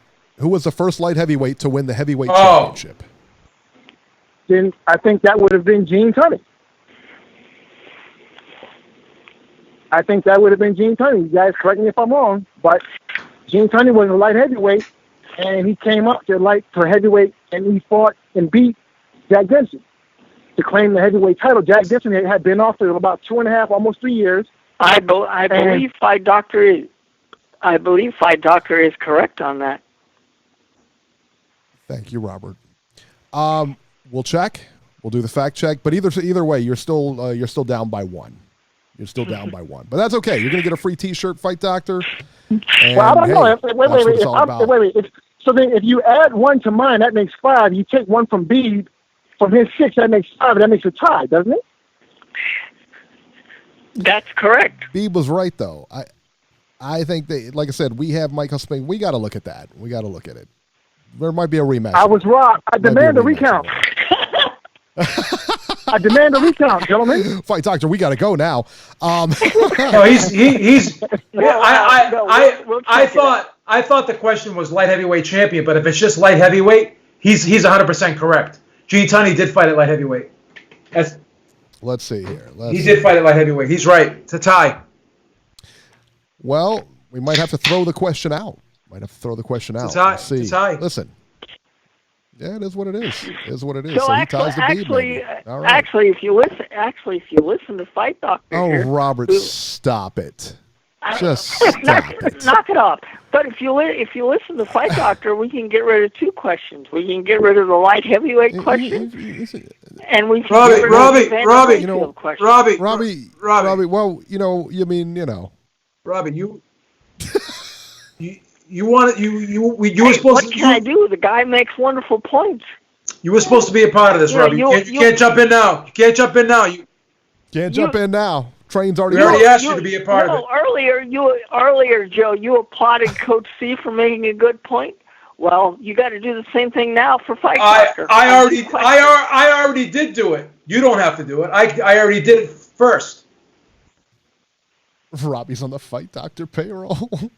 All right, Fight Doctor, we're going to get moving, man. Your rematch is in order. He's right. He's right. Here's the Wikipedia. See you later. Here's the Wikipedia. I'll read it to you. Well, Joseph. What is the question? James Joseph Gene Tunney was an American professional boxer who competed from 1915 to 1928. He held the world heavyweight title from 1926 to 28 and the American light heavyweight title, the American, not the world, the American light heavyweight title between 1922 and 23. So he did fight at light heavyweight. And he's right. First light heavyweight to win the heavyweight championship. I thought the question was first light heavyweight champion. I didn't. But you said it was light heavyweight. So. I think a rematch is in order. I'm going to order a rematch. So it's a tie. I'm ordering a rematch. It's a tie. Shut up, Robert. All right. 805, area code 805. You're live. Hello, Nacho. Hey, guys. What's up? Not much. What's happening? Nothing much. As far as the fights this weekend, I don't know. I got to disagree with you guys on that Warrington Kid Galahad fight. I didn't think that Galahad... I watched that fight twice just to be sure that I had scored it the way I scored it the first time. And to be honest, I gave it to Warrington by the slightest of margins. I had him winning 7-5. I just felt like Galahad, to me, gave away too many of the early rounds by not doing much except moving around the ring and throwing the occasional pot shot. And he never really threw any combinations. He never really, did anything to convince me that, he went out and dominated any of the rounds. I thought the only reason he made the fight close was at the end. Warrington looked like he was gassed by round 9, and he didn't look like he had much left in the tank. And I honestly thought that he just kind of cruised the last few rounds, and I thought Galahad won 3 of the last 4 rounds, and that's what made the fight close to me. And I just felt like Galahad just gave away too many of the early rounds and didn't do much of anything to win that fight. And to be honest, it was such a tough fight to watch that I don't think I'd want to see a rematch, to be honest with you guys. I think they need to go a different direction. As it is, Warrington wants Oscar Valdez, and to be honest, I wouldn't mind seeing that fight instead of watching him fight Galahad again, because I don't think anybody's going to be clamoring for a rematch between those two anytime soon. Oh my God, I couldn't disagree with you more. I thought Galahad completely outboxed that guy. I mean, that was a Brinks job from start to finish, man. I mean, he completely outboxed that guy. And everybody's saying it was a boring fight, man. I thought it was a great fight. I don't know, man. I thought it was a great fight. I liked it. I'm sorry, Eric. Galahad looked like an MMA fighter in there with his mauling and holding on the inside and his headlocks that he put Warrington in. Like, he didn't do much of anything on the inside. The only time he ever landed anything was when he was able to get enough distance to throw punches from the outside. But anytime Warrington forced the fight on the inside, all Galahad did was just start mauling and grabbing him a la Bernard Hopkins. So I don't know how it is that you can sit there and say that was a great fight, because to me it wasn't. As far as the hey, that's just my opinion. Well, Eric disagreeing with Nacho. How about that? I think that's a first. Wow. Yeah, I know. Exactly, Please, Robbie. Yeah. As far as the DAZN fight, I don't know what the hell Robert Byrd was watching, but how the hell did he miss that spinning elbow that Bradis landed on Glowacki and not disqualify him? He didn't miss it. He saw it. He was right in front of him. He did not miss it at all. He saw every single bit of it. He saw it. Yeah. He saw him go down. Because if he didn't see it, he would have deducted a point. And number one, he should have deducted 2 points. Okay? Yeah, that's exactly. number one. That's first and foremost. He was on the table for a disqualification. He gave that guy no time. He told him to get up and start fighting. He was still wobbly when he got up. Yeah, he needs that's to the be part that I didn't horsewhipped understand. After that fight. You saw that guy get hit, and you literally forced him to jump back into the fight again after getting nailed with that nasty elbow. That just that wasn't fair to Glowacki at all, and I think that was completely bogus of them to have not disqualified Bradis for that illegal shot that he hit him with. And I mean, I don't know. They seriously need to look at like punishing Bird for that. That was horrible. I've never seen a referee allow someone to get away with a blatant foul like that in a fight like that. That's just crazy to me. Well, Bird's a bad name to have in boxing. Good thing Chris is not fighting anymore. Robbie. And then as far as the other fight, I never thought much of Andrew Tabiti. I always thought that he was kind of one of those guys that was built up by the TMT team, where they gave him a bunch of guys who they knew weren't on his level, and so he was able to dominate them and make him look a lot better than he was.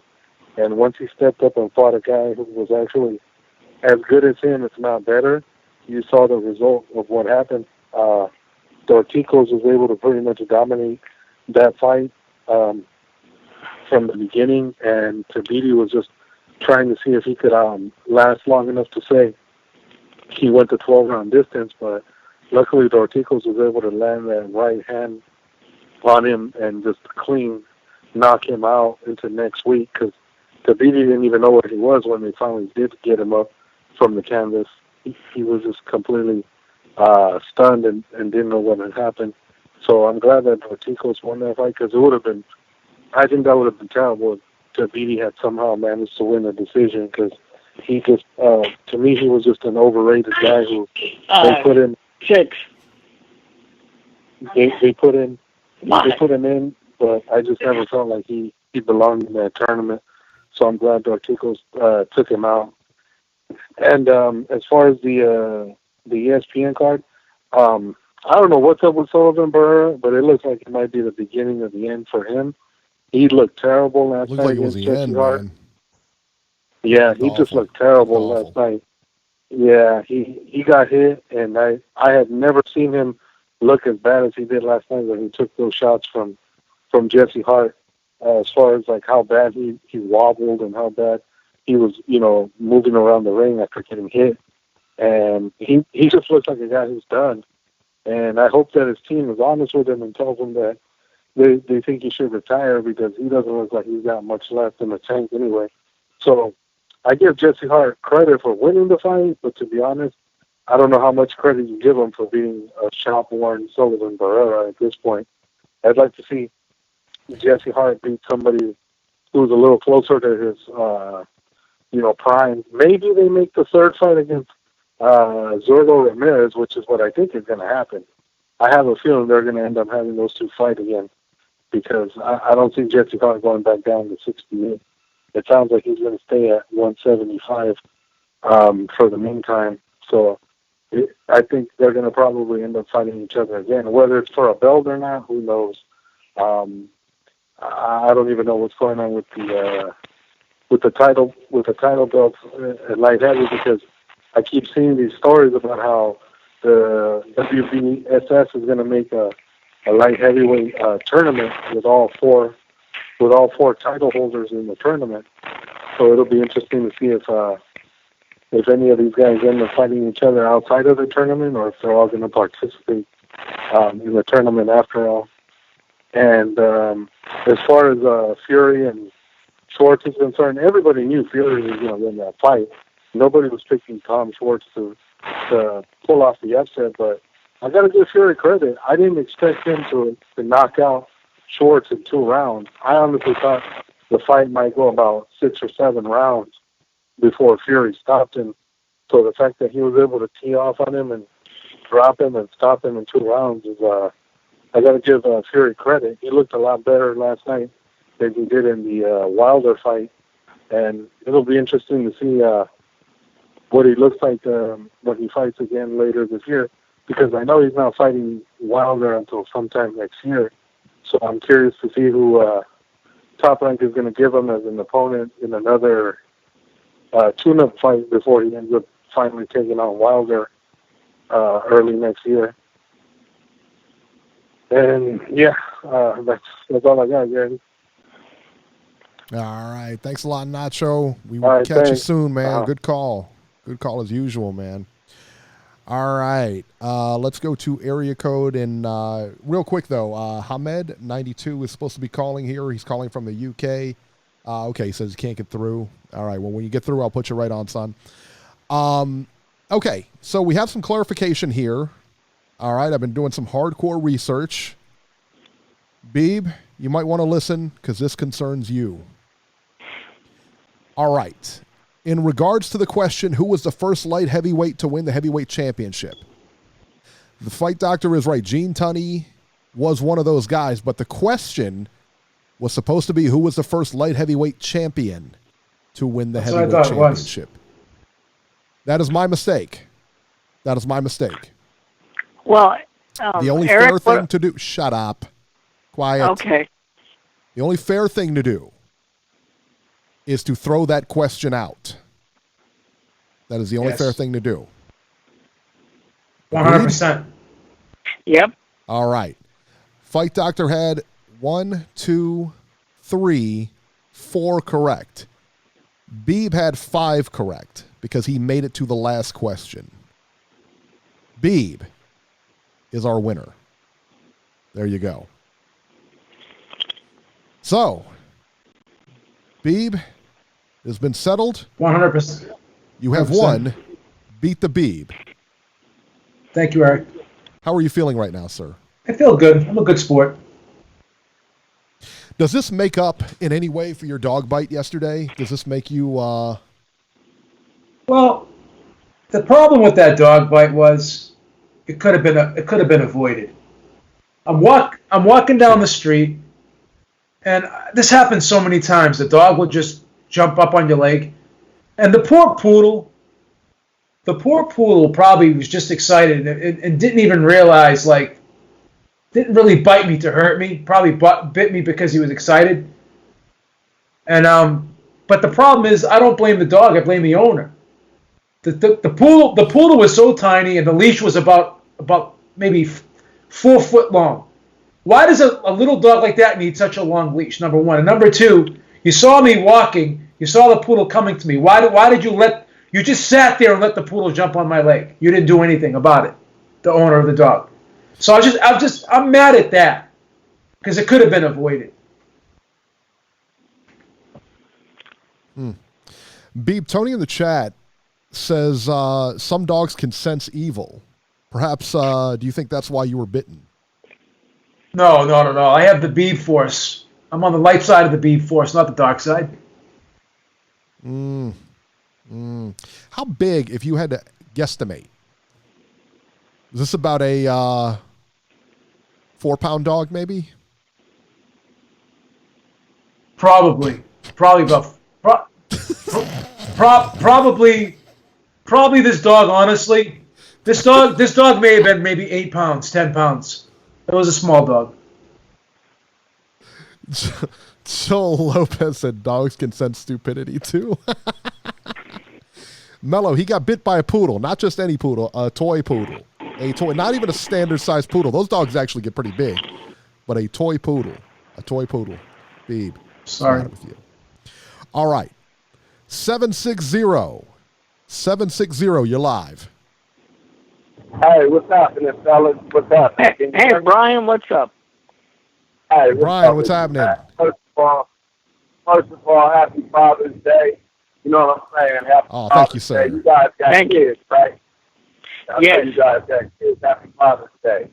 But thank you very much. I just wanted to talk about Tyson Fury. I just wanted to get on this Tyson Fury. You know I'm on the heavyweight. You know.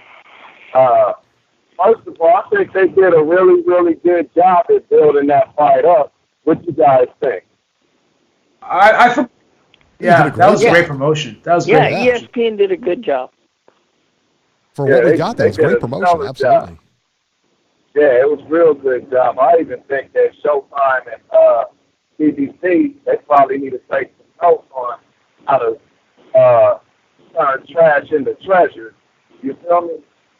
Because that's exactly what Schwartz was, trash. You guys agree? Yep. Just looking out, Robbie. Hey, Robbie, man, look, man, I got to say this to you. Look, I got to talk to Robbie. Because, Robbie, I know you didn't see the fight last night, did you? No, I watched the highlights. Robbie, look, man, look. I'm just saying this to people in California, man. Look, man, you're making us look bad, okay? You're a boxing reporter. You need all that stuff to report boxing. You tripping. No, I'm doing okay, Brian. Thanks. No, you're not. You just waited till it come out on the newspaper or what? No, like I said, I saw the highlights after the fight happened last night because I happened to be watching ESPN for something else. Horrible. Oh, okay. What is this, like a protest or what? It's like an ESPN plus the own protest? No, it's not a protest. I just choose not to pay for things that I'm, quote, already paying for. I mean, why should I pay $25 extra when I already have 15? All the sports channels I need. They chose to put these fights elsewhere. I didn't choose for them to do that. So. It's $15. You're right. No, he's not. Yeah. I'm just saying, you a boxing reporter. That's what I'm just saying. But look, man. And Brian, I would do the same with pay-per-views if they weren't worthy. Because I have done that with pay-per-views before. So that's just how I am. Yeah, I understand that. I completely understand that. But, unacceptable. Yeah, back on this Tyson Fury thing, man. Your boy, Beeb, Tyson Fury, that's your boy, right? It's only one Tyson Fury knocking people out in the Southwest States. Knocking people out in the Southwest States. Hey, man, I think that they're doing a great job in building Tyson Fury up to be the great white hope. What you guys think? Tyson Fury is the people's champion. Yeah, but I think he's the great white hope. I think he is. He's the great white hope? But, let's look at Vladimir Klitschko was white. Robbie, please. What's that? Klitschko was white. Vladimir Klitschko was white. He ruled for a long time. Klitschko never fought out of the U.S. like that. He wasn't trying to make a fan base in the U.S. Tyson Fury is. Klitschko fought in the U.S. early in his career. Hey, look, man. Klitschko fought. Brian Jennings. Yeah, Klitschko. It's nothing wrong with it. It's selling. I like it because people are buying into it. You know, it's getting a lot of attention for Tyson Fury. You know, but it seems like, they're building this whole thing up on the account of the rematch, right, between him and Wilder. Yes. Isn't this what the whole build-up is about?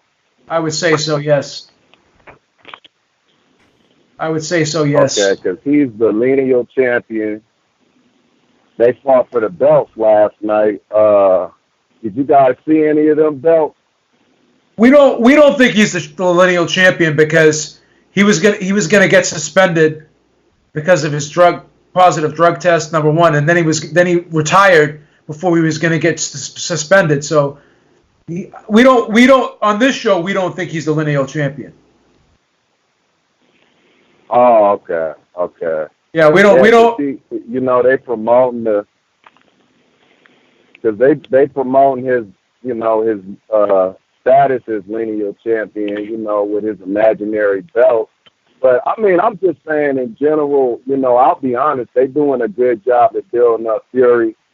You know, and I don't know who he's going to fight next, you know, because that's a good question because Wilder is fighting Ortiz and Ruiz is fighting against Joshua. Is that confirmed on the rematch or what?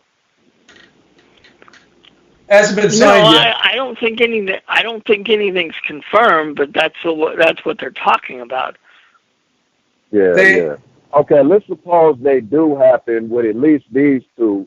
You guys agree those are the top heavyweights fighting against each other? Yes. Yeah. Okay, so that leaves Tyson Fury to fight who? You know what I'm saying? Who is he going to fight? I got a good idea. Since everybody campaigns for Dillian White, why don't the people demand Dillian White against Tyson Fury next? If he's not going to fight Wilder, he's not fighting nobody. 90 seconds. You guys think that'll be a good matchup or what? He deserves it.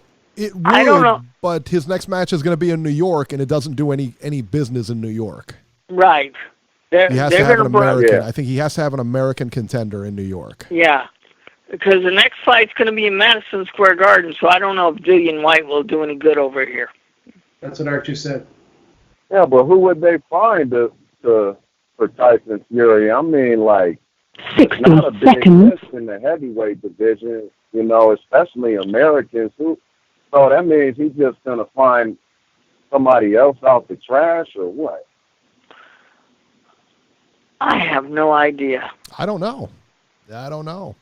I imagine it'll be another tune-up fight, but I imagine this time it'll be a name you've heard of. Whether that's a good name or not, I don't know, but it will be a name you heard of, I would think. I mean, something tells me this has got Shannon Briggs written all over it. Oh man, hell no! That dude, he's still boxing. I don't know, but I just threw that name out there because, Eric said a name everybody would know. Well, there you go. Yeah. I mean, but I'm 10 wondering, seconds. Who is he going to fight next? I mean, I think Dillian White, if you put Dillian White and Tyson, if it made noise like that in Las Vegas, why wouldn't Dillian White against Tyson Fury make noise in New York? Well, I don't know. But doesn't White already have a fight scheduled, Eric? Ain't it coming up? Yeah. Against Oscar Rivas, yeah. Yeah. When is that? When is that fight? Beeb, do you remember when that in fight July. was? Yeah. I think it's July 20th. I got to check, but it's in July. So wouldn't that give enough time for another fight at the end of the year?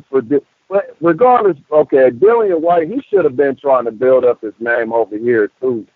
He could have at least did something over here to where people, will know who he is. That way maybe the fight would be significant. But I don't see anywhere else Tyson Fury is going to go. I really don't see anywhere else Dillian White going to go either. You know what I'm saying? Well, like we said earlier, I just don't know that. You just jumped right over him. I can't believe it. Go ahead, Eric. All right. Brian, I think that, again, man, it's a good fight. I'd like to see the fight. I think they would do the fight, but they talked about his next fight being in New York, and that's not enough people are going to know Dillian White in New York. You know what I mean? Because, I'm just bringing Dillian White. That's the big thing. I'm bringing Dillian White in the equation because so many people be campaigning for him to fight Wilder. Everybody want to push the White versus Wilder, and and I'm like, why don't they do the same thing with Fury against White? But maybe it's because Wilder's American. Maybe that's what it is, I guess. Right. But that's where I'm like, well, Dillian White, he should be building up. He should be building up his profile over here. I mean, I think he's good enough. What you guys think? Why is he not coming over here making some noise?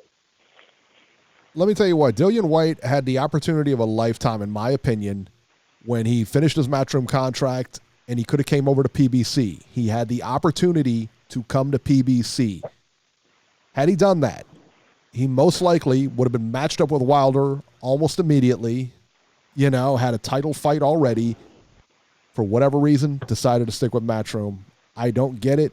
I'll never understand it.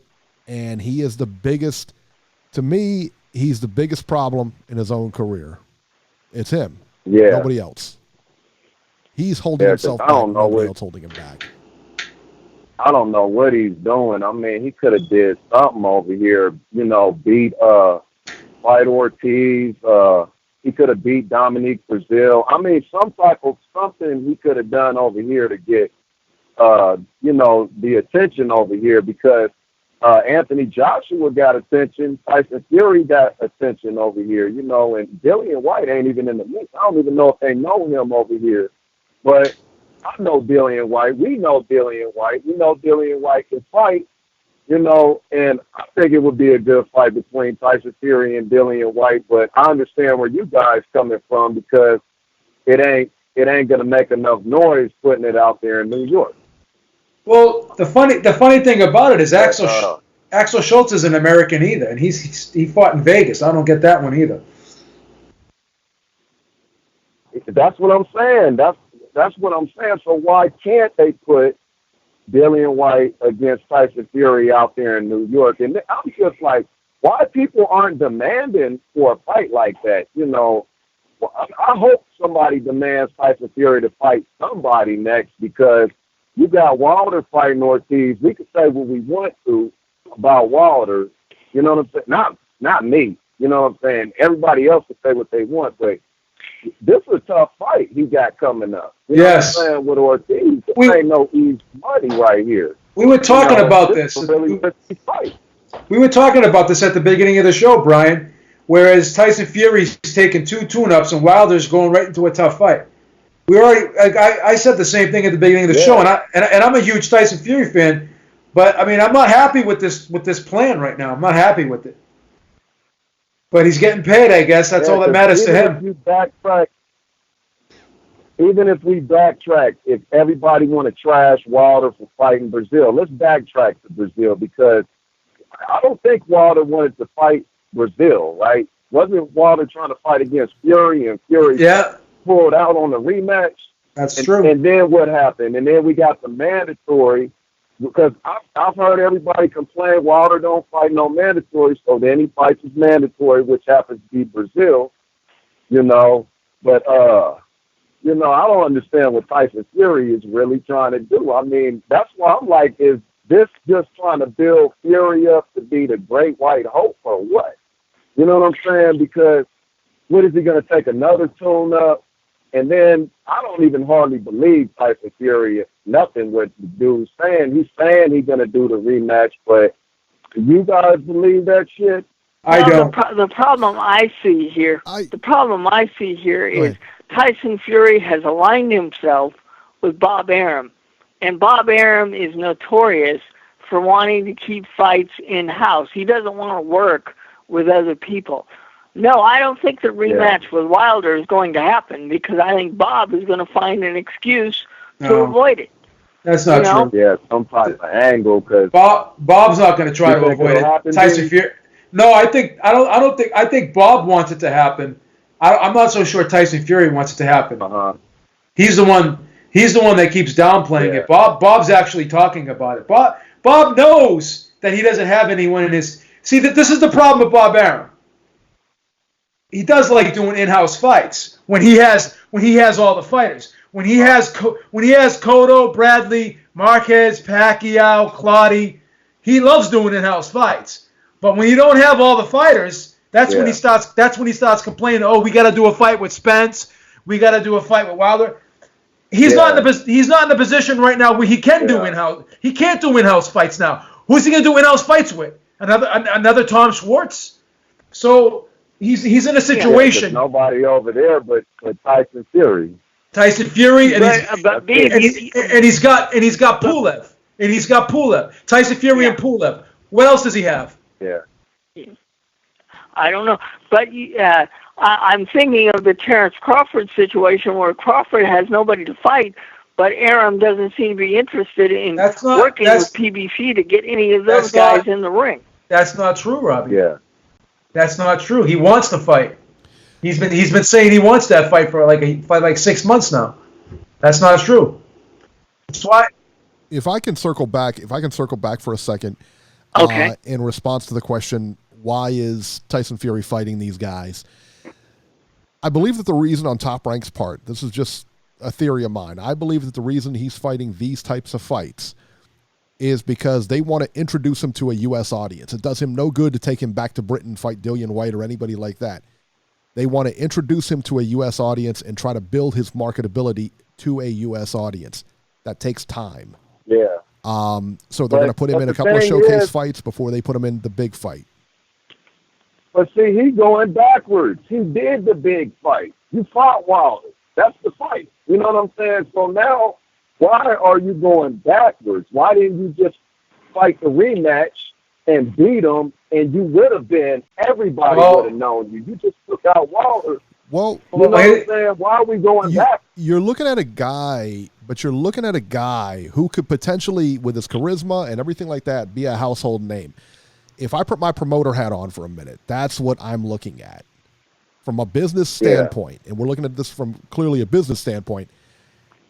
From a fan standpoint, I couldn't agree more with you guys. Yeah, I want to see him fight Wilder next, or Joshua next, or Ruiz next, whatever. I mean, even from a business standpoint, they're trying to make him a household name here.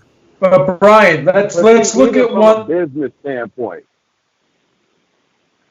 What's that? I was gonna say, let's look at one thing here. What was he saying? No, I was gonna say, let's look at one thing here. Okay. Truth be told, as much as I want to see the Wilder fight next, if they do push it off a little bit, it is going to be bigger. I mean, we can agree on that. Like the fight, I don't like marinating fights, but this fight, now that Joshua lost, this fight's going to get bigger. Like if they showcase Fury a little bit, Then, if they do this fight like the first quarter of next year, like Bob says, instead of doing it immediately now, it will be bigger. It will be bigger. Yeah. They're already creating. I can get what you.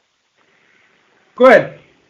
I can understand that, because that's a good point. It'll get bigger and bigger, but huge. You do got to strike it while it's hot too at the same time, because that's the thing. Is Tyson Fury really going to do this in the first quarter? Is he going to just, Tyson Fury got a habit of, he's not a man of his words. He pulls out. Like, how many times Tyson Fury says something and he pulls out? That's true. So me, I hope, that's the scenario that they're building this up, and it'll be a big fight next year, and it's not no crazy stuff, and he pulling out. But what if he does? What is he gonna do? Keep finding these dudes like Schwartz and Pineda, and they keep building him up and saying he's better than Muhammad Ali. Come on, man. Dang. And well, then in fairness, Bradley, in fairness, he's allowed to fight Schwartz, and Schwartz was the number 2 contender. That's what's being overlooked. I'll give him that. I'll give him Schwartz, whatever. You know what I'm saying? He can have Schwartz. But when are we going to see him fight another Schwartz next fight, too? And then Tim Bradley, man, I wanted to just reach my hand through the TV and just slap him in the back of the head. Like, what are you talking about, fool? Damn. He was like all on Tyson Fury last night. Damn. What the hell wrong with Tim? Well, Tim Bradley getting paid from that, I guess he kissing ass. That's for sure. You know what I'm saying? Did you guys like all the emphasis Tim Bradley was putting on it, or what? He was a fanboy. Tim Bradley's a complete fanboy. I cannot stand him. He's one of the worst announcers there. They need to get rid of him.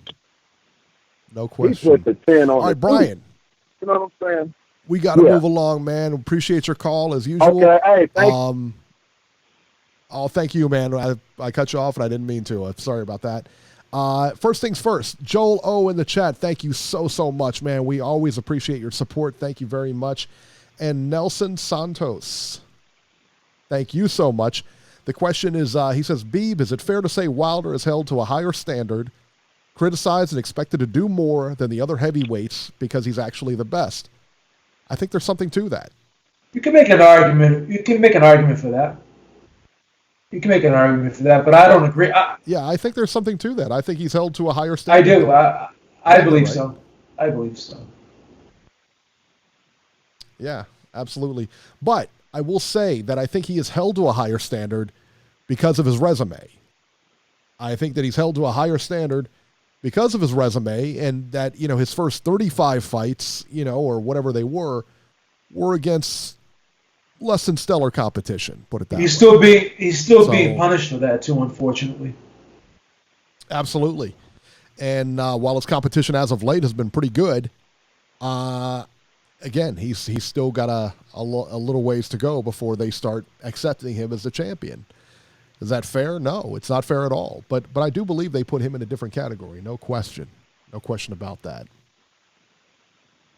All right. So let's see here. Give me 1 second. Still working. From this day, you'll be my new fool. Hey, yo, what's happening, people? What's happening?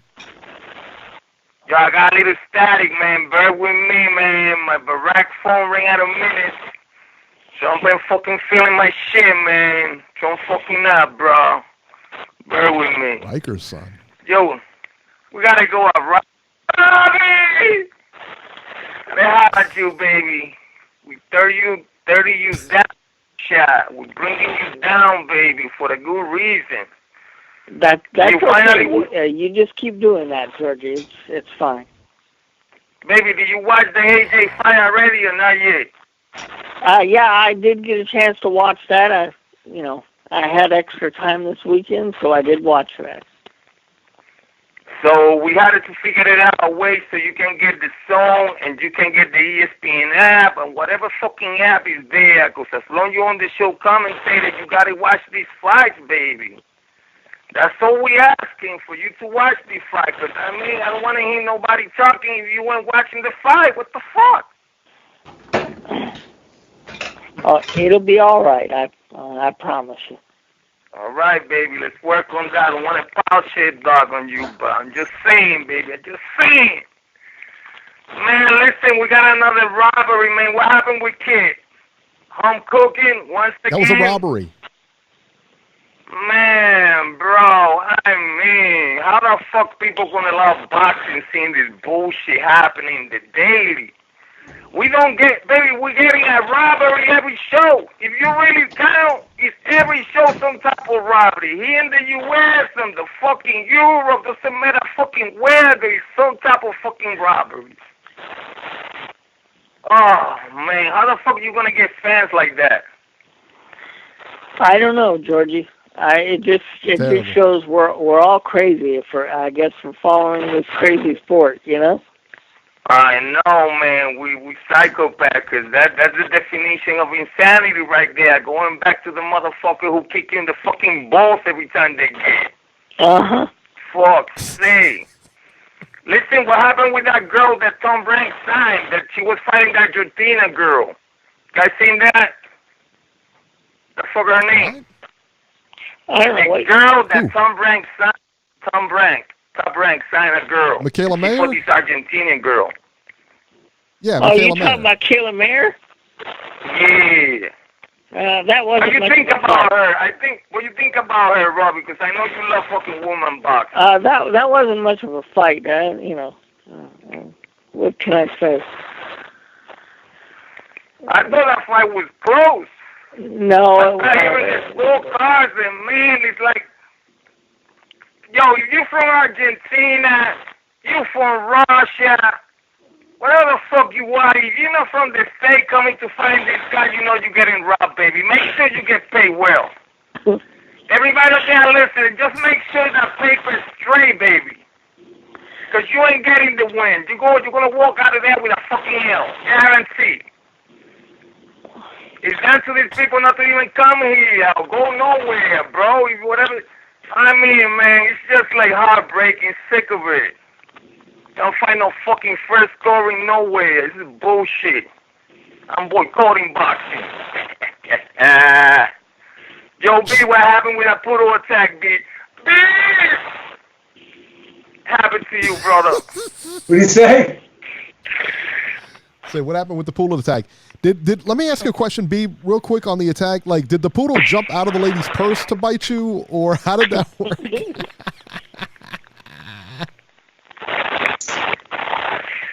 A lot of trauma. That phone is bad, man. A lot of trauma. A lot of trauma. A lot of drama, baby. A lot of trauma. I was in the emergency. I sue these motherfuckers, man. I was in the emergency room. I heard that was Paris Hilton fucking poodle.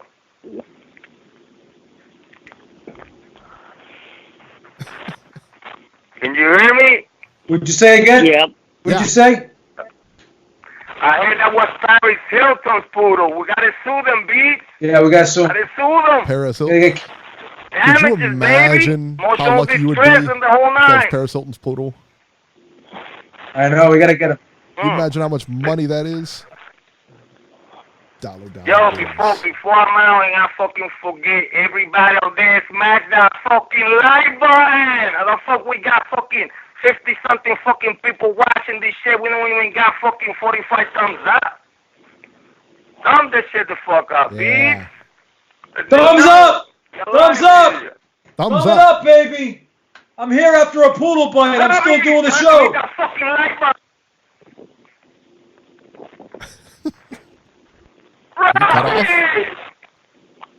Okay, go get a new phone, Georgie. We'll see you next week.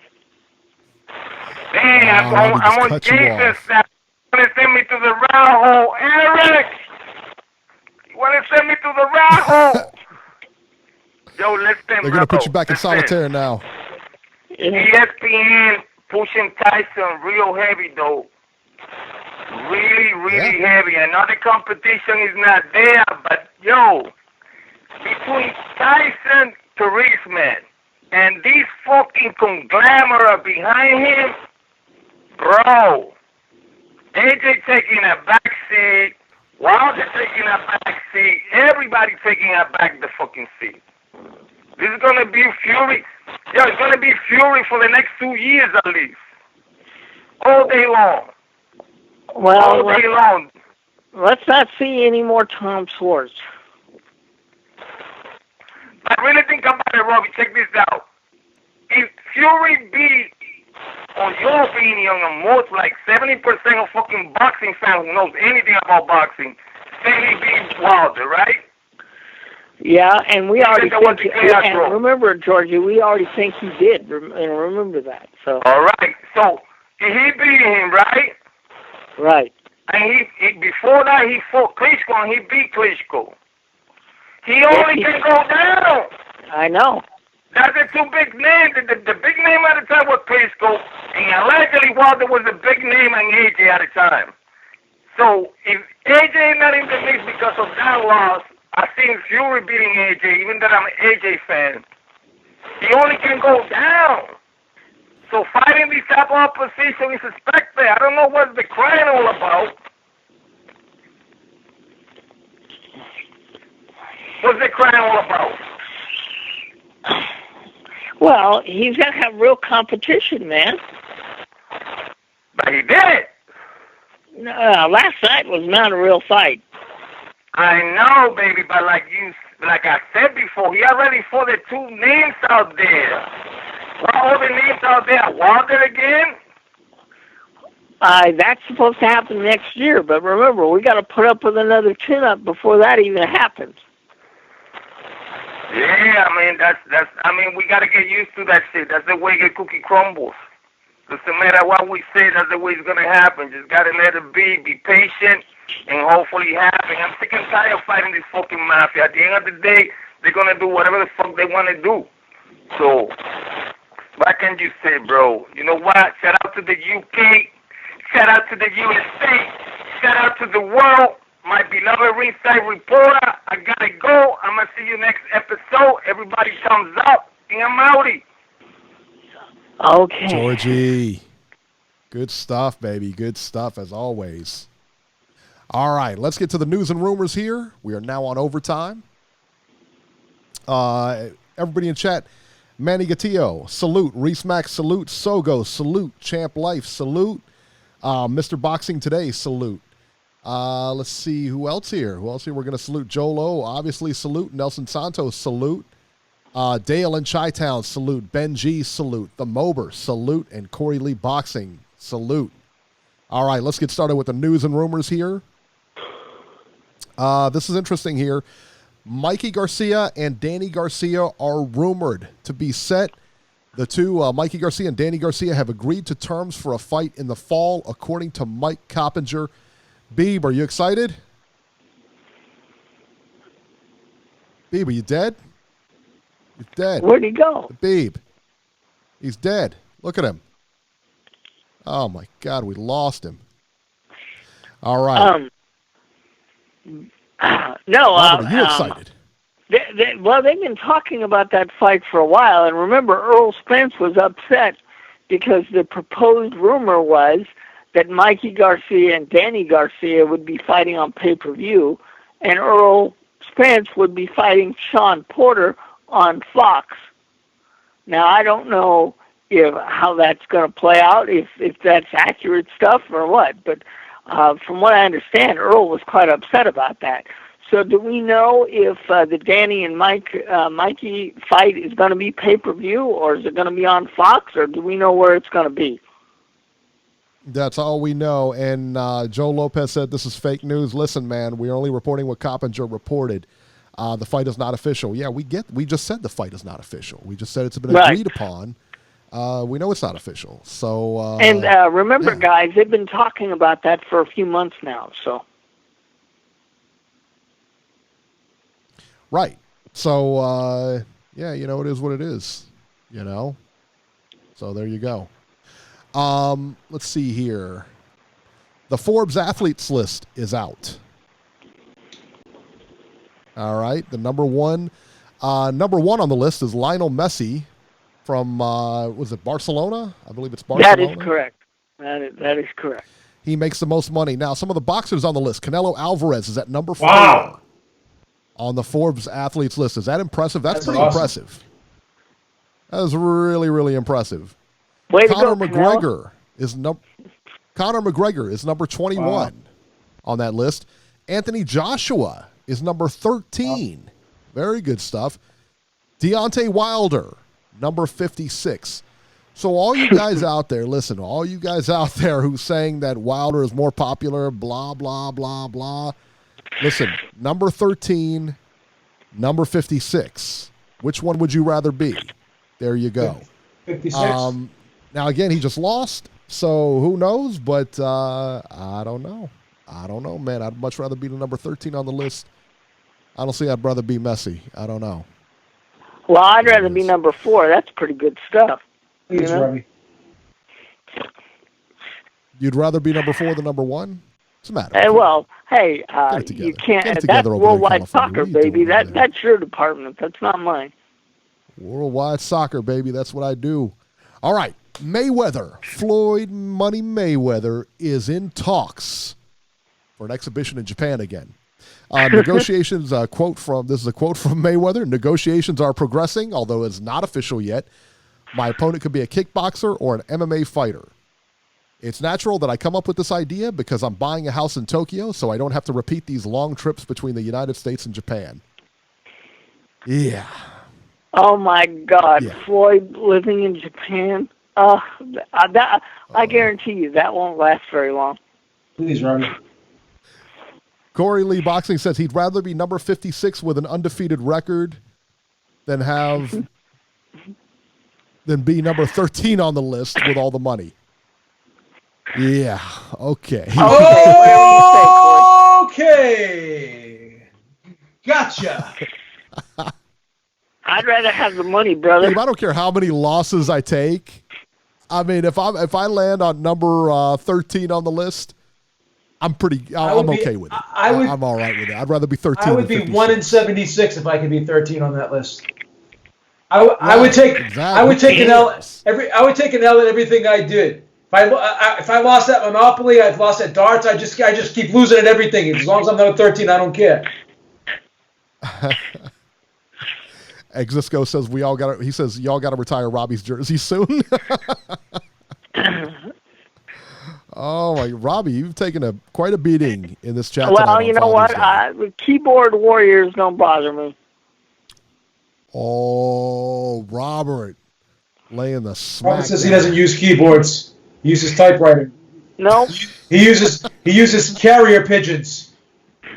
I would message in a bottle. This is one reason why I would never be fully active on the internet, because I wouldn't want to be involved in a chat like that where instead of talking boxing, they choose to attack somebody throughout the entire show instead of actually participating and adding to the conversation. They want to have their own wars, or they want to attack the host or complain about the kind of show that we do. I will say this in defense of our chat and our listeners, man. They are very loyal people. They are. They're very loyal. They always come up with really good points.